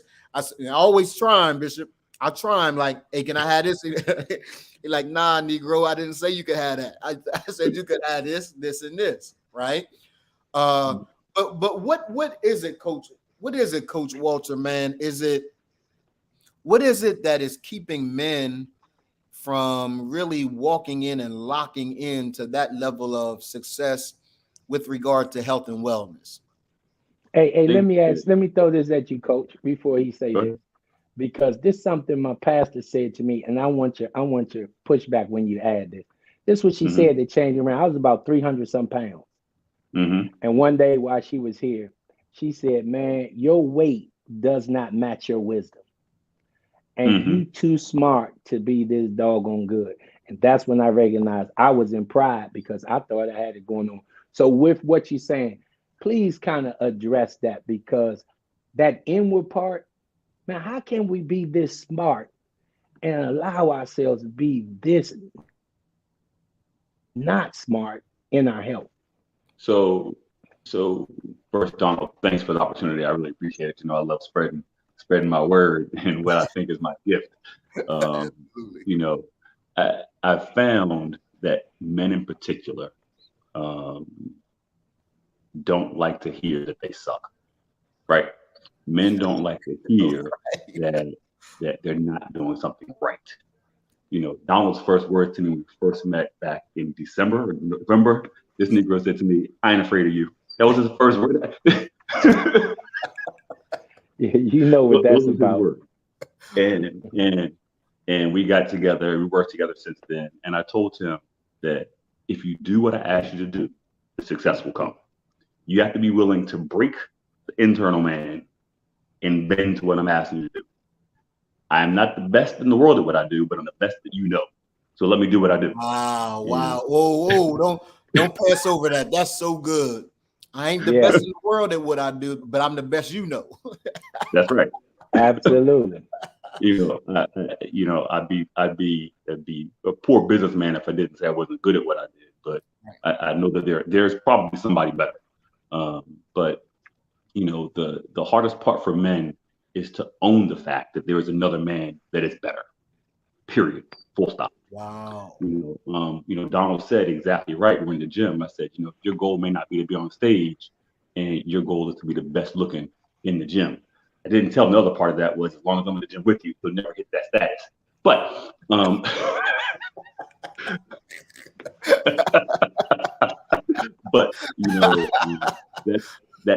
that is something that women don't do that men do, right? Women own the fact that, okay, I'm not what I want to look like, and they're willing to listen and commit to the process. Typically, more than men. Most of my clients, 35 to 55-year-old women, Black women in particular. My philosophy is sort of what you guys are talking about earlier. When we talk about how do we fix men, why don't we fix the children and raise them right and breeze past this generation now? To me, that's dumb. I can address fixing men by fixing their wives or their girlfriend, because 90% of the time they're preparing food. And if that's the only option they got is to eat healthy, guess what that man is going to do by default? That's the only food that's cooked. Those kids, the only food that's cooked is good food. So if we're able to create a habit without being directly influenced, that can solve those changes on the table, right? The minute you start relying on your own devices to go out and go get, let me stop real quick, I'll get something I think is healthy. Yeah, you go to McDonald's and eat that salad, but then you dump 1,000 calories, $1,000 dressing on top. That doesn't do you or help you achieve your goal. I had a salad, yeah, but what was on it? That matters. So it's being willing to break yourself to admit that there is somebody who knows more. Like, I got a coach, right? I'm a whole personal trainer, and I got a whole coach. I got a whole nutrition coach. I use the same philosophy that says, any attorney who hires himself has a fool for a client. Well, it's the same thing with what I do. I have a trainer who coaches me to make sure that I'm being the best that I can when I present my physique on the stage. My cardiologist, I bet, got a cardiologist. My family practice doctor has got a family practice doctor. While he or she may know their stuff, they still go to somebody else because they'll see it from a different angle. Like you may look in the mirror, like you said earlier, and you think you look good. When I look at you, I see type 2 diabetes coming. When I look at your plate, I see heart issues. I see high cholesterol. I see all those things coming that you may miss because you're in the forest. You're not looking from out the forest. The trees are in your eyes, not from without, right? I take the 30,000-foot view and redesign your entire life. And that's kind of how I Hey, coach, let me tell you what happened to me, man. You just mentioned it a minute ago. Hey, Bishop, that dude said we first started working together. I don't know whether I ever told you this, coach. Here's a part of what happened. When I interviewed, I actually hired him while interviewing him, Bishop. Mm-hmm. Right? I said, man, nobody afraid of you. He said, come on, bring it. I was like, yo, man, this dude, right? He's like, let me give you a reason then if you're not afraid. Maybe you need some information. Yeah, right. Maybe you need a reason. So come right? on. And so what you don't know, coach, is earlier that day, Bishop knows, I have a tailor, that kind of thing. And so earlier that day, in preparation for interviewing you and others, I tried to close my jacket.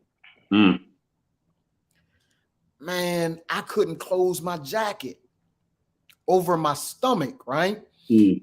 And so I said, this is not, this ain't attractive, right? And during our first session, you said, okay, Donald, this is what I need you to do. I need you to weigh in. And not only do I need you to weigh in, I need you to take pics. I said, okay. Then he said, Bishop, that dude said, do not suck your stomach in. Do not suck your stomach in. And when I took the front pics, you know, you don't really see.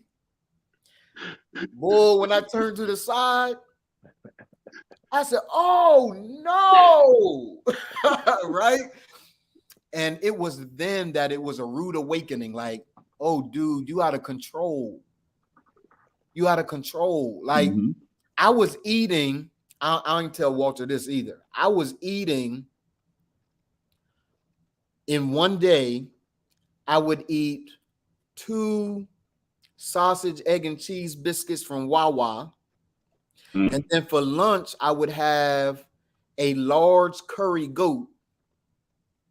And then for dinner, I would have a large pepperoni pizza. I would have that every single day. Right? And because you're right, Coach, I didn't see how much weight I had gained. My mom, a Bishop, my mom said, your girl said this. Your girl said, son, you a little thick around the neck. I thought you was gonna say she was saying you look a little unrighteous in the belly. A little portly. My younger son, Hunter, said, hey, Dad. I said, what's up, man? He said, boy, you look like an upside down question mark.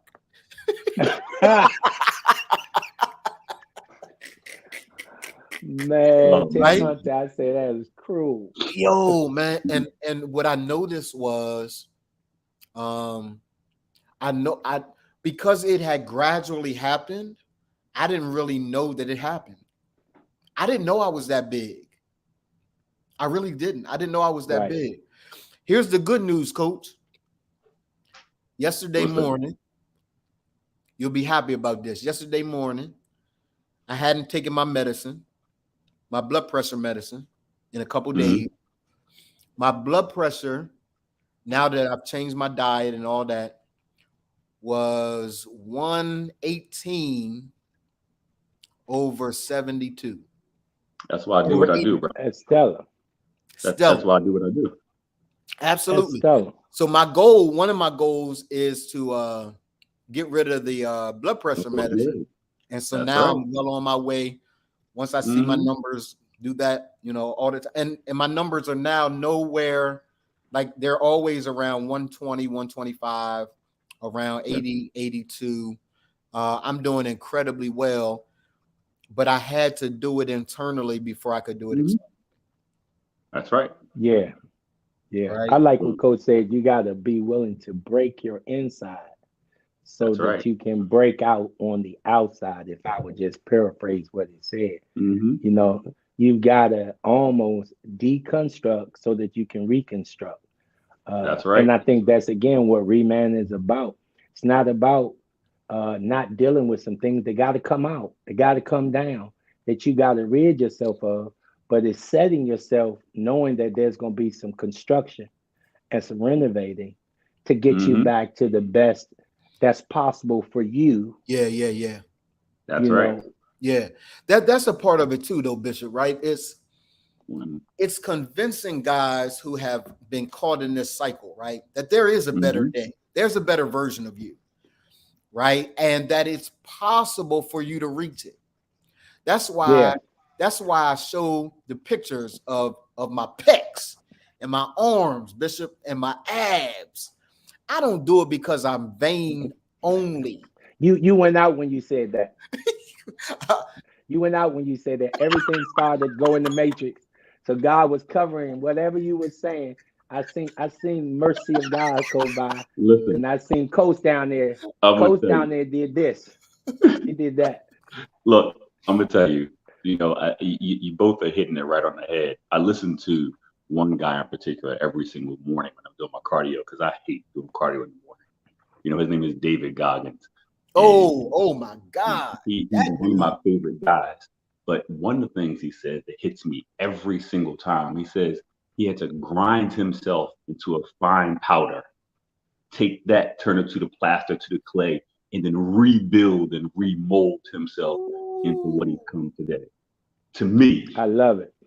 Every single morning when I'm on that tread climber, you know, I don't listen. I'm gonna tell you the truth. I don't want to do it.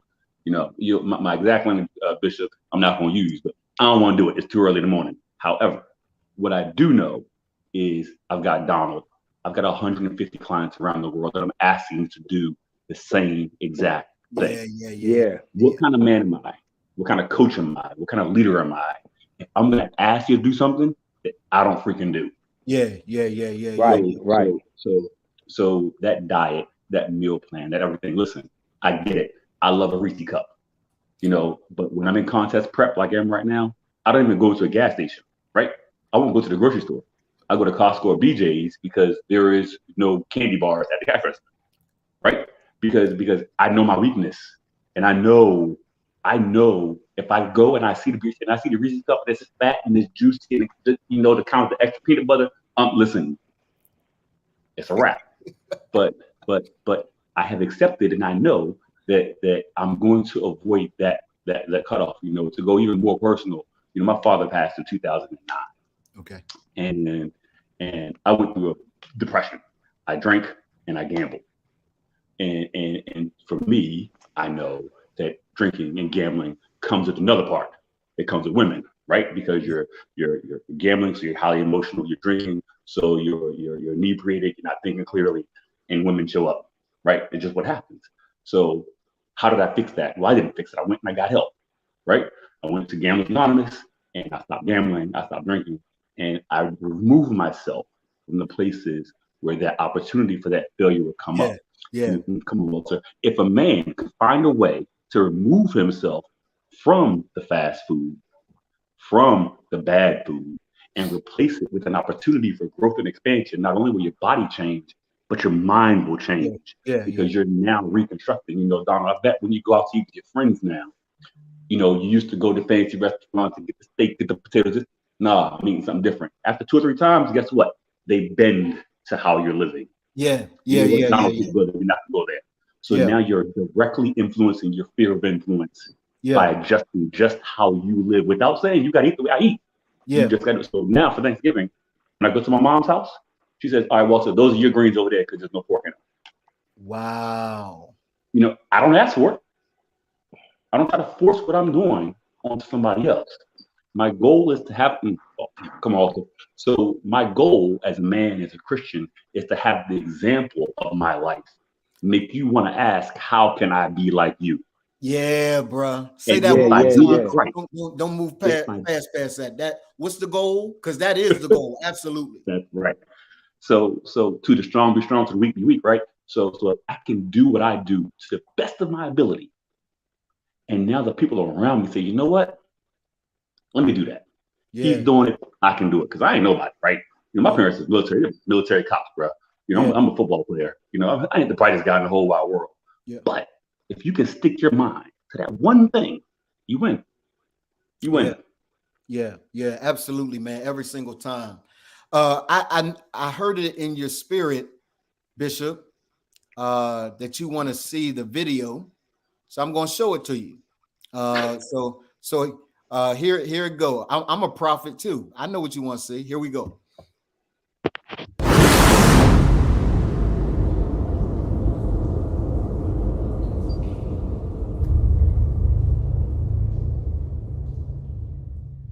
The Remand Project is a coaching and consulting firm specializing in personal and leadership development for adult Black males, seeking to break the vicious cycle of missed potential so that they themselves transform their personal lives, their sense of leadership to their families, and their legacies that they want to leave for business and culture.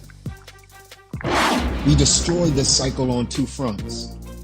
We confront both the institution and the individual. We address the institution because, according to the statistics, Black males are under assault and are targeted for extinction in ways that their white counterparts are not. We are over incarcerated and undereducated. There are systems in place, political systems, media systems, and religious systems that serve as intentional, or some say unintentional, barriers to the Black male's advancement. As a result, we work to raise public awareness about issues confronting Black males, promote healthy and positive images about Black males, curate spaces to share information and resources about programs, services, and support for Black males, support knowledge creation and dissemination around these issues, and provide a forum for Black males to both speak and act for themselves. We address the individual Black male because we cannot avoid personal responsibility. We are now overmothered and underfathered. We make bad social choices, and we avoid responsibility for getting ourselves out from under the social plight that we face. We will develop the moral compass and character necessary to face the adverse realities that are faced in everyday life. We live by the premise that even that which is not our fault is still our responsibility. In 2019, we answered the call to transform the culture one man at a time. Our society, our families, and men in particular are in a state of crisis. And the goal of the Remand Project is to curate the largest, strongest, and dopest community of Black males in the entire world. We then create awareness and action against the institutional and individual impediments that exist against the foundation of our culture and overall society, which is the Black male.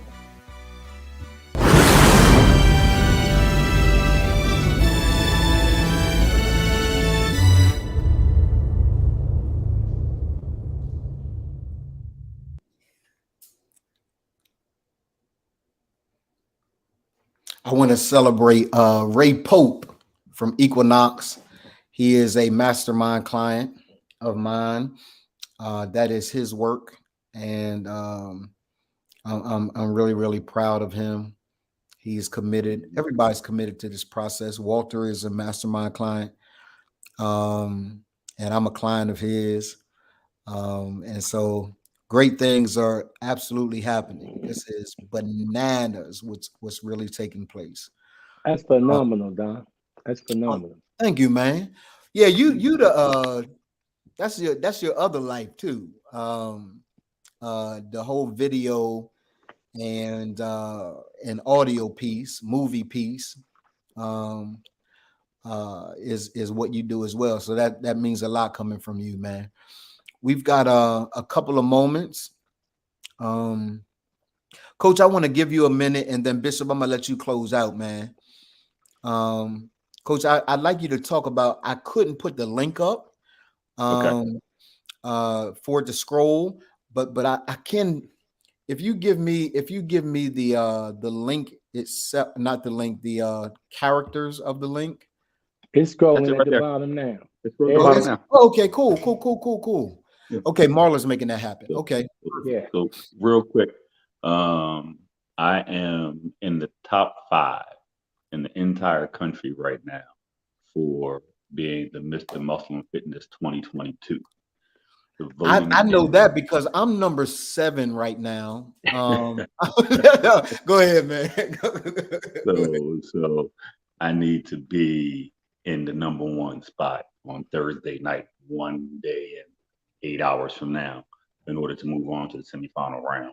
The top prize is, I'll be featured in the magazine in the centerfold, and then also get a $25,000 payday.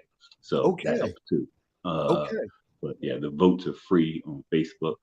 You just click on that link right there. That's scrolling across. Of course, if you want to make a donation, it goes to the Warrior Fund, and that basically helps build homes for disabled veterans. Wow. I'm excited to be a part of it. I'm excited to get as far as I have. Yeah, it'd be real good if I could somehow together pull this one off and bring this home to Delaware. Facts, man. So let's make sure, Marla, let's make sure that we get that inside the Remand community, the Remand lady community, just so that everybody votes, and that way. And then I'll put it on my personal page, my business page, everywhere that I can put it. Yeah, man, I'm really, really proud of you, bro. Bishop, one of the things that the scripture says, man, is even when it comes to dad, right? If he's not an apostle to anyone, he's an apostle to us, right? Absolutely. And it's the same thing with Coach Walter. If he's not anyone else's trainer, he's mine. And God knows I've received the results, man, of his apostleship, right? He's Apostle Walter, right? And so, I'm proud of you, man. We pushing. Make sure that everybody go to that link and vote. Can everybody vote more than once, Walter, or do they vote it once per? You can vote once a day through Thursday at like 10 p.m. And then of course you can buy as many votes as you want. I think the minimum is like 10, and then you can buy 1,000. You buy 1,000, I win. So that's how y'all feel. Okay. And I think you were saying that right now, if you buy 10, you get 20, something like that. That was yesterday. That was through yesterday. Yeah, it might be something like that in the last couple hours tomorrow, but I'm not banking on that. Just vote what you can if you can, and I appreciate it. Okay, everybody vote, Coach Walter, and make sure that you are. Let's get him to that top slot. Hey, Bishop, any final?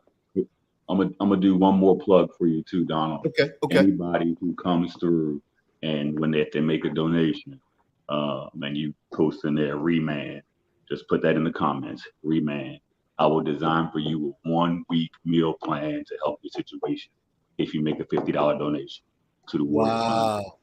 Yeah, brothers. If you put in the comment Remand. Yeah, put in the comment Remand. Let me make sure, because it's planned. We you are ready to put it in now, Doc? And then just go right to my Facebook and just DM me that you did it, and it'll be all in there. So everybody type in Remand and get that and follow the instructions that he just gave. Give those instructions one more time, Coach. If you go online and you make the donation $50, in the comment section, I got you. You want to leave a comment, put Remand, and then go right to my Facebook page and say, hey, Walter, I made a donation, and I'll reach out to you and design for you a meal plan that'll hold you for a whole week to at least get you on the right path, head into your best self. And that's key. There's a Bishop. You know what I learned, man? There's a science to this. It's not just, I can tell you, I worked out every day. I worked out every single day. But there's a science to it. The science of what exercises, the science of how many calories, the science of, when you eat, what you can replace with certain meat, all of that's a science. And so for everyone who is attempting to do it by yourself, man, you're doing yourself a disservice. So make sure you hire preferably Coach Walter, but somebody that can help you through this process. Because I had the character to do it, but I didn't know what to do. He gave me the science, right? Donald, you got to do this. You can substitute this. But you got it when you substitute it, you can only substitute it during this time. You can't just eat anything you want to eat at any time. Type in Remand in the comment section after your $50 donation for 1-week meal plan, Coach Walter. Marla is on it. She is. She crushing it. Yeah, she crushing it, man. Please don't tell her that, bro. Listen, don't tell her that. Hey, Bishop. I want to give you the final words, man. You my dude, and thank you for hanging out with me during the dark times, man. I mean that from the bottom of my heart. I'm not going to do the whole soggy thing, but I'm grateful. So I want to give you an opportunity to have last words, last comments about men in the kingdom, and then tell everybody I'm going to be there in Cleveland, man. And I'm coming. I'm coming to eat. Your team sent. I don't even know whether I should be telling this in front of coach, right? But your team sent. What does he want to eat? And Marla was asking me, what would you like to eat? I'm like, just forward it to me. Hey, listen. I think I chose salmon, coach. He won't be in Atlanta. I think I chose salmon. Yeah, I think I no chose butter. salmon. So We got no fat, no butter. yeah, no fat, no butter. All right. Air fry, coach, air fry. And all fried. Air fry. There's ain't no butter, no grease, no That's none of right. that. Air I fried. don't That's do. right. I literally don't. You probably rarely see me have anything fried out my house. I've got two air fryer, the Ninja and the grill.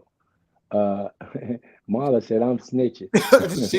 she will, bro. Snitches get stitches. That chick will snitch Yeah, only because she can't do what she want to do. that's horrible, man. Don't be that Mm, guy. mm. Yeah, but make sure some kind of way, Don, you send me his information because I tried to look over here on Facebook. I Okay. didn't find it, so I can try to get the word out. Okay. Uh, I've got a son in love, man, that's into bodybuilding. They call him Super Dave. He's YMCA's regional guy and face. They're doing commercials with him now, David Sullivan. And so maybe y'all meet somewhere in there performing because he's getting into shows. He's really just getting into it. Maybe I can introduce y'all and you can kind of Mm-hmm. give him some heads up. Young guy, good guy. But let me say, man, listen, this is what kingdom is about.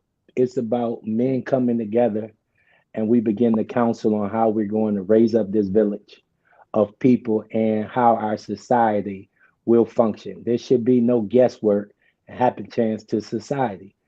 The moral and ethics should be created, not something that's voted upon and agreed to. And so I'm excited about Remand. Happy Remand to you, man. Thank you, bro. For sure. Your manning up has caused all of this to be what it is. And I think that's what we've been saying. You know, to be a man, we've got to be willing to reman up and get back in our place, face whatever the challenges is to be the champions that we're called to be, because you really don't lose unless you quit. Yeah, absolutely. Mm-hmm. And if you do all you can, you won regardless of what anybody else thinks. And so I think we had some nuggets with Coach. You know, you got to be willing to do break down the inside so you can build up properly inside and outside. I think your outside is a product of your inside. You know, and so I'm excited about it. I mean, it's been some years, man. I pray that God continue, Don, to keep you on this mission. You know, it's not just a moment, but this is a mission, man. I think it's something that's certainly building a legacy to carry on and be carried on by other brothers who will join in with this remand and man up. I don't think there's something you get in and be that same old man. I don't think there's no room for that That's right. in what you're putting together. And so our response is our responsibility. How we're going to respond to society and its conformity that's set out here now is kingdom. As kings set in a place of dominion by God, to not wait and see what the world going to do, but to run in and rule it Yeah. and do it well with equality and love. And if we don't love who we are in God, we're going to keep changing who God made us to be, and we're going to leave the confusion for our village. So, man, I'm excited about it. Again, happy remand to all the men, black men that are a part. Every man, you have a right to remand, but of course, this mission is about our black man, our kind, our brothers. And I pray that all of you continue to know We've got to take our rightful place. God bless all the Caucasian, Chinese, Asian, and every other race that stand. I think we all have a right to stand strong for who we are, even though we stand strong together as male counterparts. So, man, listen, it's a blessing, always an honor, man. And I'm excited about Reman, and it's an honor to be with you and everything you're doing in this moment. Yeah, man. Thank you so much. This has been incredible. It's been an incredible day so far. We get a chance to take a break now from this 3 o'clock hour to 7 o'clock tonight. I'll be able to chill a bit and then come back at 7 o'clock tonight and have some of our clients on tonight that are part of the mastermind and Remand University, so on and so forth, the Remand Intensive. So I'm excited about it. I want you brothers to have a phenomenal day. And Coach, I'm going. You know what I'm gonna say? Hmm? Be good, eat good, because you cannot out-train a bad diet. Yeah, diet. I knew he was going to say it. It had to get in there. And let me type this up real quick too.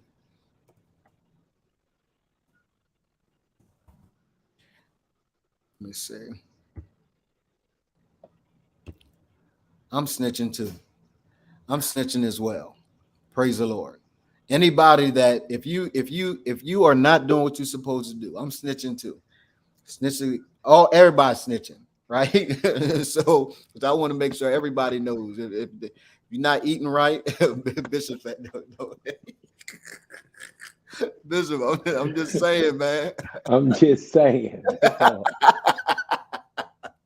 I'm just I'm just going to expose some areas. I ain't doing no snitching. I'm just exposing some. I'm just exposing some areas, right? You cannot out there it is. A bad diet. That is branded in me. You cannot out train a bad diet. So, brothers, I love and respect y'all. Thank y'all for hanging out with me on Remand Day. Do me a favor. For the 7 o'clock hour, we want as many brothers as we can possibly get on and engaged. So just put the hashtag out, hashtag Remand Day 22. Use the artwork for what Remand Day is about. Put it on your social media platforms and continue to push. And we will we'll make sure that everything is solid for 7 o'clock. Hey Don, before Yes, you get sir. off, man, have your assistant send me something with your Remand, so they'll know you're gonna be in Cleveland. And we can also push that Remand Day today, but also that you'll be here with your logo and all that kind of stuff on it. Okay, Is that cool possible? beans. Yeah, I got let's get that Andrew out. Landry on. Marla, can you bring Andrew Landry? There he is. So I'm going to talk with him for a bit, and Okay. I'll make sure that I'll have Marla get all those things to you right away, Bishop. Okay, man. Love you, man. Be Love you blessed. more, man. What's up, Drew? My God, what's up? What's up? Everything is well, man. Everything is absolutely well. Today has been amazing. The brothers from across the country have been a part of this day. And here you are all the way from Humble, Texas, Houston, Humboldt, Texas. Yes, area. sir. And you are at a very specific location that is, what is it? Juicy Heads and Spicy Tails. Did I get that right? Yes, sir. Juicy heads and spicy tails, crawfish and more. Crawfish and More, which is your business, man, your Crawfish and More business. Yes, Talk sir. a bit about we're not going to spend a lot of time, Drew, because I know you're there at work, and I'm gonna take me a break before tonight has to happen at 7. But talk a bit about, man, starting a new business and what that looks like from the ground up, all of the headaches that come with it, the joys that come with it. Talk about that a bit. Yeah, the pleasure is in the final product, but it's a lot of work, it's a lot of grinding, a lot of paperwork, just trying to get things in place so that you can present a finished product that is acceptable And so, we had a lot of headaches in the beginning. Some of it was because I just don't have that I don't have that peace of mind to just kind of plan stuff. I like to Mm, just do stuff as it comes. got it. So it was some stuff with my business consultants like, yeah, but we need to check out this blind spot. And obviously my wife, has a business major, so she knows the business side of it. I just cook really good food. Yeah, yeah, So yeah. Right, right. So yeah, so going into it, I didn't see a lot of the blind spots, but that's what I got a team for. So we put out a really good product, and people loving it. So that's the joy of it. That's the joy of it, right? So if there was one thing that you would say, hey y'all, I did this, but don't do this. Don't do this. Don't follow suit with me in this area. What would you say that is? Um, the thing I would say is don't not have a plan. You got to have a plan of attack. You got to have a plan of action, and you got to have the right team in place so that that you do catch those blind spots. Because for me, I'm just, I see it, I'll do it. And you can't do that in business. You got to have a plan of attack, and that would be the thing that I would say. Because I spent a lot of money that I shouldn't have had to spend getting it Mm. on because I think I know everything, but I really don't. That's a manhood trait, ain't it? That's Yeah, as men, we think we know it all. yeah. Absolutely. So yeah, but it's been going well. Business is good. We getting a lot of publicity, and we had a really great social media campaign. People love the food. Yeah, That's the most important thing. yeah, yeah, yeah. And so because you are having to do this, man, um, and I've really been excited about having a conversation with you today. As a business owner who is also married to my friend, right? Um, how does that work, Drew? Being married and running a new startup business. How does that work? Yeah. About that. It's a lot of sacrifice. It's a lot of sacrifice. Now, me and my wife we travel a lot. So like, we may take 20, 30 trips a year. And so the new startup has kind of put a limit on that. Okay. And some married people, they play tennis, and some may play spades, and everybody got their thing. Traveling is our thing. So it's really put a kind of a little strain on that relationship part. And then just trying to find that balance where, where you're growing a business and you really need to be there. And at the same time, you got a wife at the house, and then you got kids, and you got the grandkids. So trying to have that balance to where uh, one thing doesn't seem more important than the other. Mm, mm. Even though it is, right? I mean, Absolutely. yeah, because starting a new business, no matter who the person is, I mean, there's only 24 hours in a day for everybody, right? And starting a new business is a heavy lift on the front end. It'll get to a place where systems are in place, it'll run itself. But on the front end, how understanding has my friend been in that whole well, whenever you smile, it's because I already know how you think. I already know how your mind works. So how has that been for her? No, it's been a challenge for her because we don't really see eye to eye on a lot of things in regards to she runs business like a business. I run business like I live my life, Yeah, right? yeah, So I'm yeah, just yeah, kind of caution to the wind. If it come up, we'll deal with it. If it yeah, yeah, don't, we didn't have to worry about it. yeah, So it's been a great sacrifice. The support is amazing, even in the disagreement. She has amazing ability to support me in the decisions that I want to make. And and when I make a bad one, she ain't, she got my back. She yeah, ain't in my face talking about I told you so, or you shouldn't did. yeah, She like, hey, what we got to do next. And yeah, yeah, so yeah. without that, there's no way we could do this business. Drew, so talk about the importance of having that support, right? I tell brothers all the time, and a young lady asked me recently, she said, hey, what, and she's a friend that's been a friend for, I don't know, 20 years, right? So she was like, am I the marrying kind? I said, without question. She said, well, what makes me the marrying kind? And I said there are three things that a man looks for, right? Is this woman suitable? Does she align with purpose, or can she align with purpose? Not even if she's not, can she? Right. Number two, is she adaptable? Right? Can she pivot when pivoting is necessary? Right. And then number three, is she fit?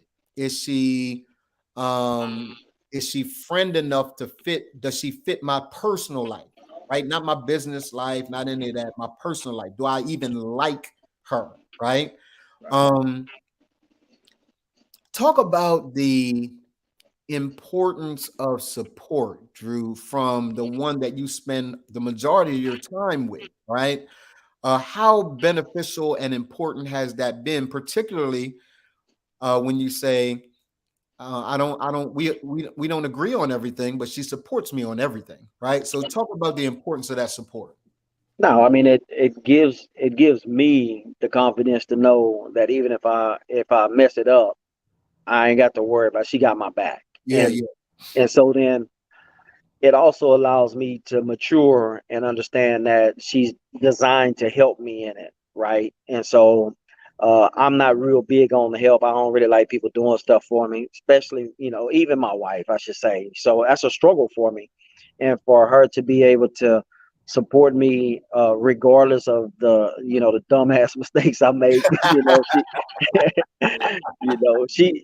she got my back, right. and without that support, then it starts to allow doubt to creep in. Mm, Did I make the right decision? Am I doing the right things? Am I on the right track? When she say, "Hey, we got this," we just take that hit and we keep on moving. yeah, And so yeah, that support is, and if you don't have the support, then you got some other problems that's gonna come along in your journey. yeah, yeah. And I would tell you, man, being able to have somebody that's going to rock with you no matter what, right? Till the wheels fall off, right? So having somebody like that is incredibly important for any visionary like yourself, right? To be able to not just survive, but thrive, right? I've been seeing a lot of posts here lately that suggest that, and I've said this, um, the woman that you're with, whoever that woman is either going to um, promote you toward destiny, or she's going to repel you from destiny. Ain't no there's no in between. Either you're going to reach it because of her, because you got the support, or you won't reach it because of her, because she's not supporting you, right? So Absolutely. choosing the right sister becomes really, really important, man. Um, talk a bit about where you see the restaurant going, man. Like, what's on the horizon now that it's open and people are there? And let me ask you this too, Drew.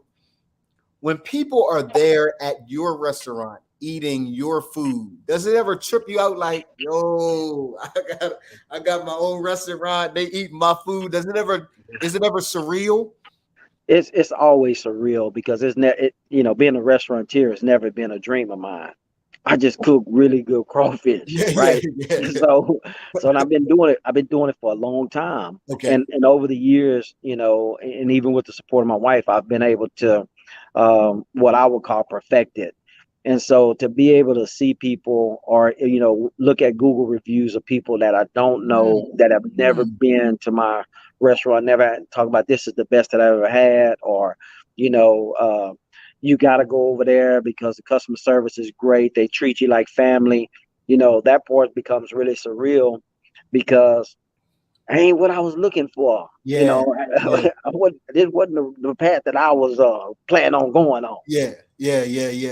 And so where do you see yourself going? What plans do you have for the restaurant? Or are you just like, I'm gonna let this take me where it's gonna take me? Now, there's a vision for it, and Okay. you know, eventually we'll open some more locations. Okay. So, you know, we got some people in place that want us to open in some different areas. So, Okay. you know, we trying to build it organically. You know, obviously, you know, in these times, having the right staff is so vitally important to your business, and so, you know, making sure I got people that can duplicate what I do and to be able to treat people the way I treat them Yeah. is what I'm looking for. And so, you know, we're just trying to build our team. So, you know, we may open another location next season, which is in January, Okay. or maybe even two. So we're just working through some of that stuff. Okay. Okay. Outstanding, man. Before I let you go, I'm getting ready to eat some broccoli and some chicken. Uh, um, and I'm gonna eat this Fifth Avenue. I got a Fifth Avenue that I'm gonna eat as well. Let's talk a bit about Where Men Hurt. Okay. You got a conference coming up in August. Always there. It's always an exciting time, not just because I come to speak but I just love hanging out with you and Katrina. I just love y'all. So hanging out with y'all. Um, I don't know whether you've begun to promote it or not yet, but let's talk about that and how brothers can start to get their minds around getting to Houston.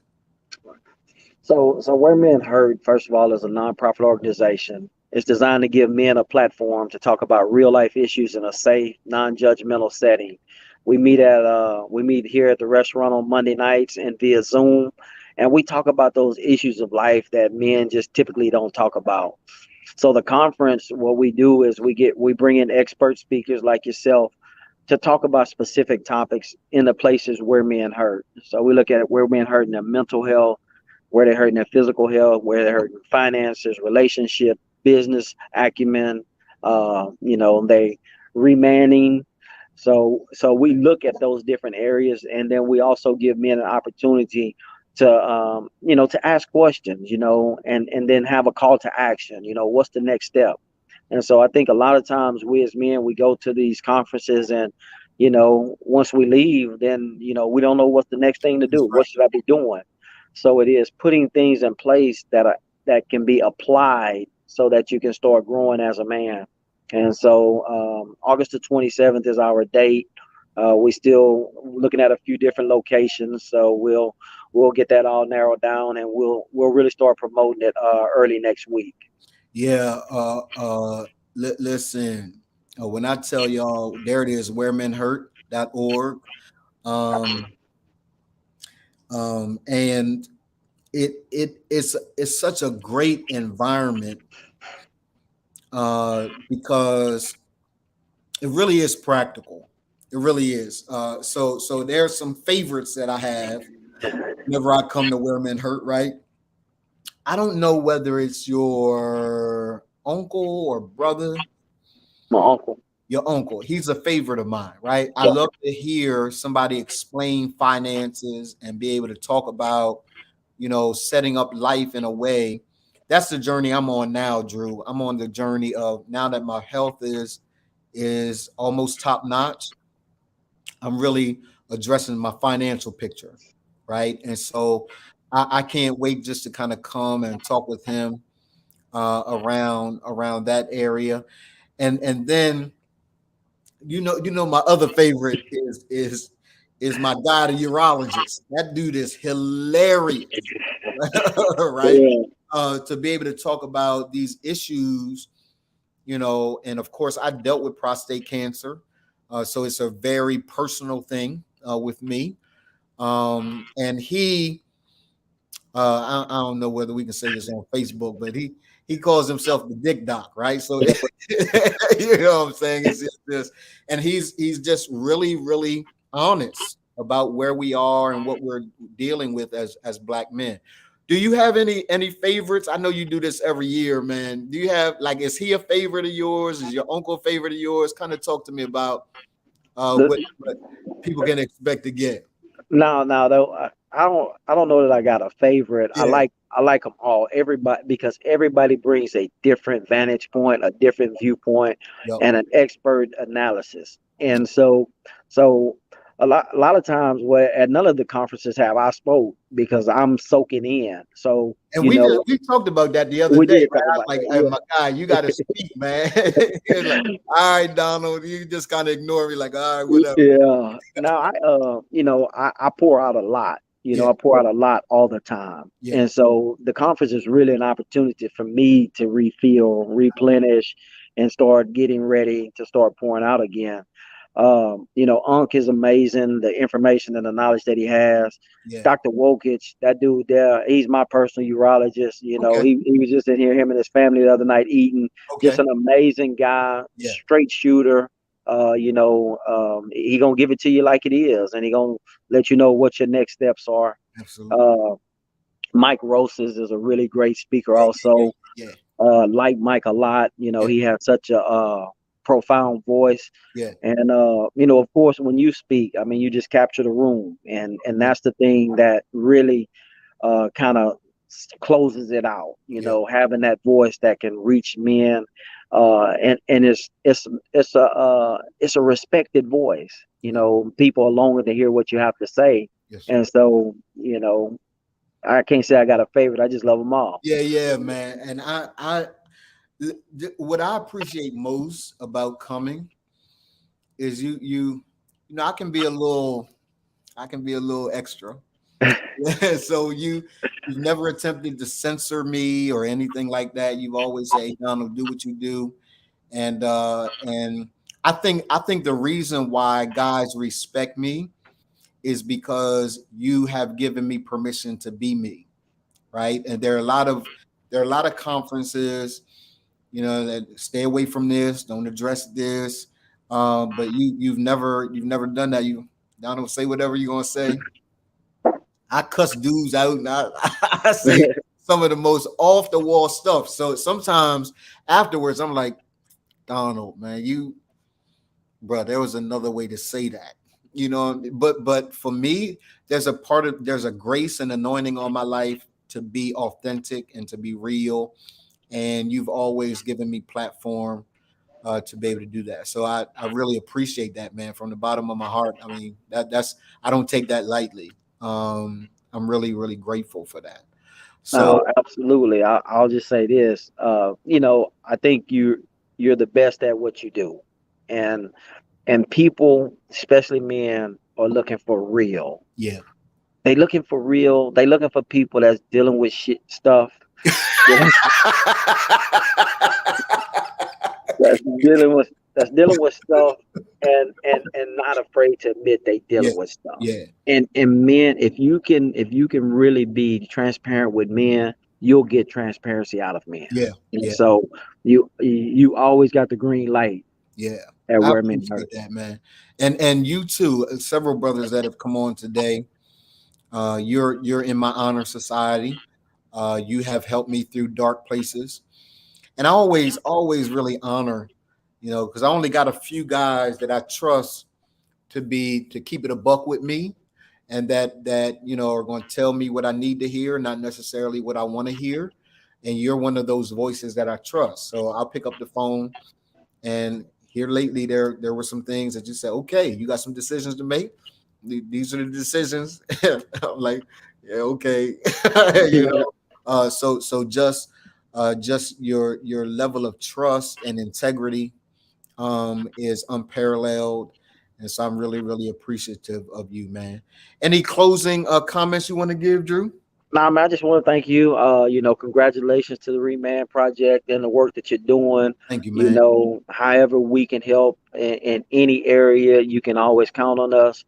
And more than that, you can count on me. Yes. So whatever it is that you need, we're here for you. We love you. We respect you.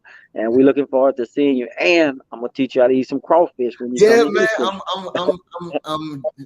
I'm juicy head, spicy tail, and we gonna do a live. So when I'm there, I'm gonna sit in the restaurant, I'm gonna do it live, and I'm gonna let all the brothers watch you teach me how to eat crawfish. And I'm really excited about coming.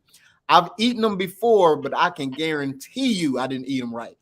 Yeah, we're gonna show you right. We're gonna show you how to suck the head and all of that. Yes, sir, man. I'm excited, boy. I love and respect you, man. Love you too, bro. All right, talk soon. Tell Katrina I said hello and I love her. I will. All right, Later. man. Peace.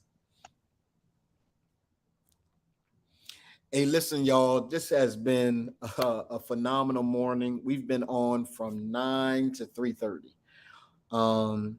We've done more in 6 hours than most people do all day, right? This is how we get down and Remand. It's a celebration. It's a whole vibe. We are culminating at 7 o'clock with music and fun and excitement and giveaways and all those kinds of things that will happen tonight at 7 o'clock. So from 7 o'clock to 9 o'clock, be with us on one of the pages, YouTube, LinkedIn, Facebook, Twitter. You can see us at any one of those places and enjoy the finale tonight. We'll be giving away things. We'll be spinning the wheel of everyone who submits their names. And we're going to give away some Reman merch. We're going to give away some dinner for two. We're going to give away some great gifts. So make sure that you're there tonight. Do me a favor, tell everybody to hashtag Remand Day 22 so that everybody's aware of the things that we got going on. Tonight at 7 o'clock, it's on and popping. So make sure that you are present. What did you say? Oh, you want to hear the video? Of course, I'll let you hear the video. And then I'll see you guys tonight at 7 o'clock. Back by popular demand. Here's the video.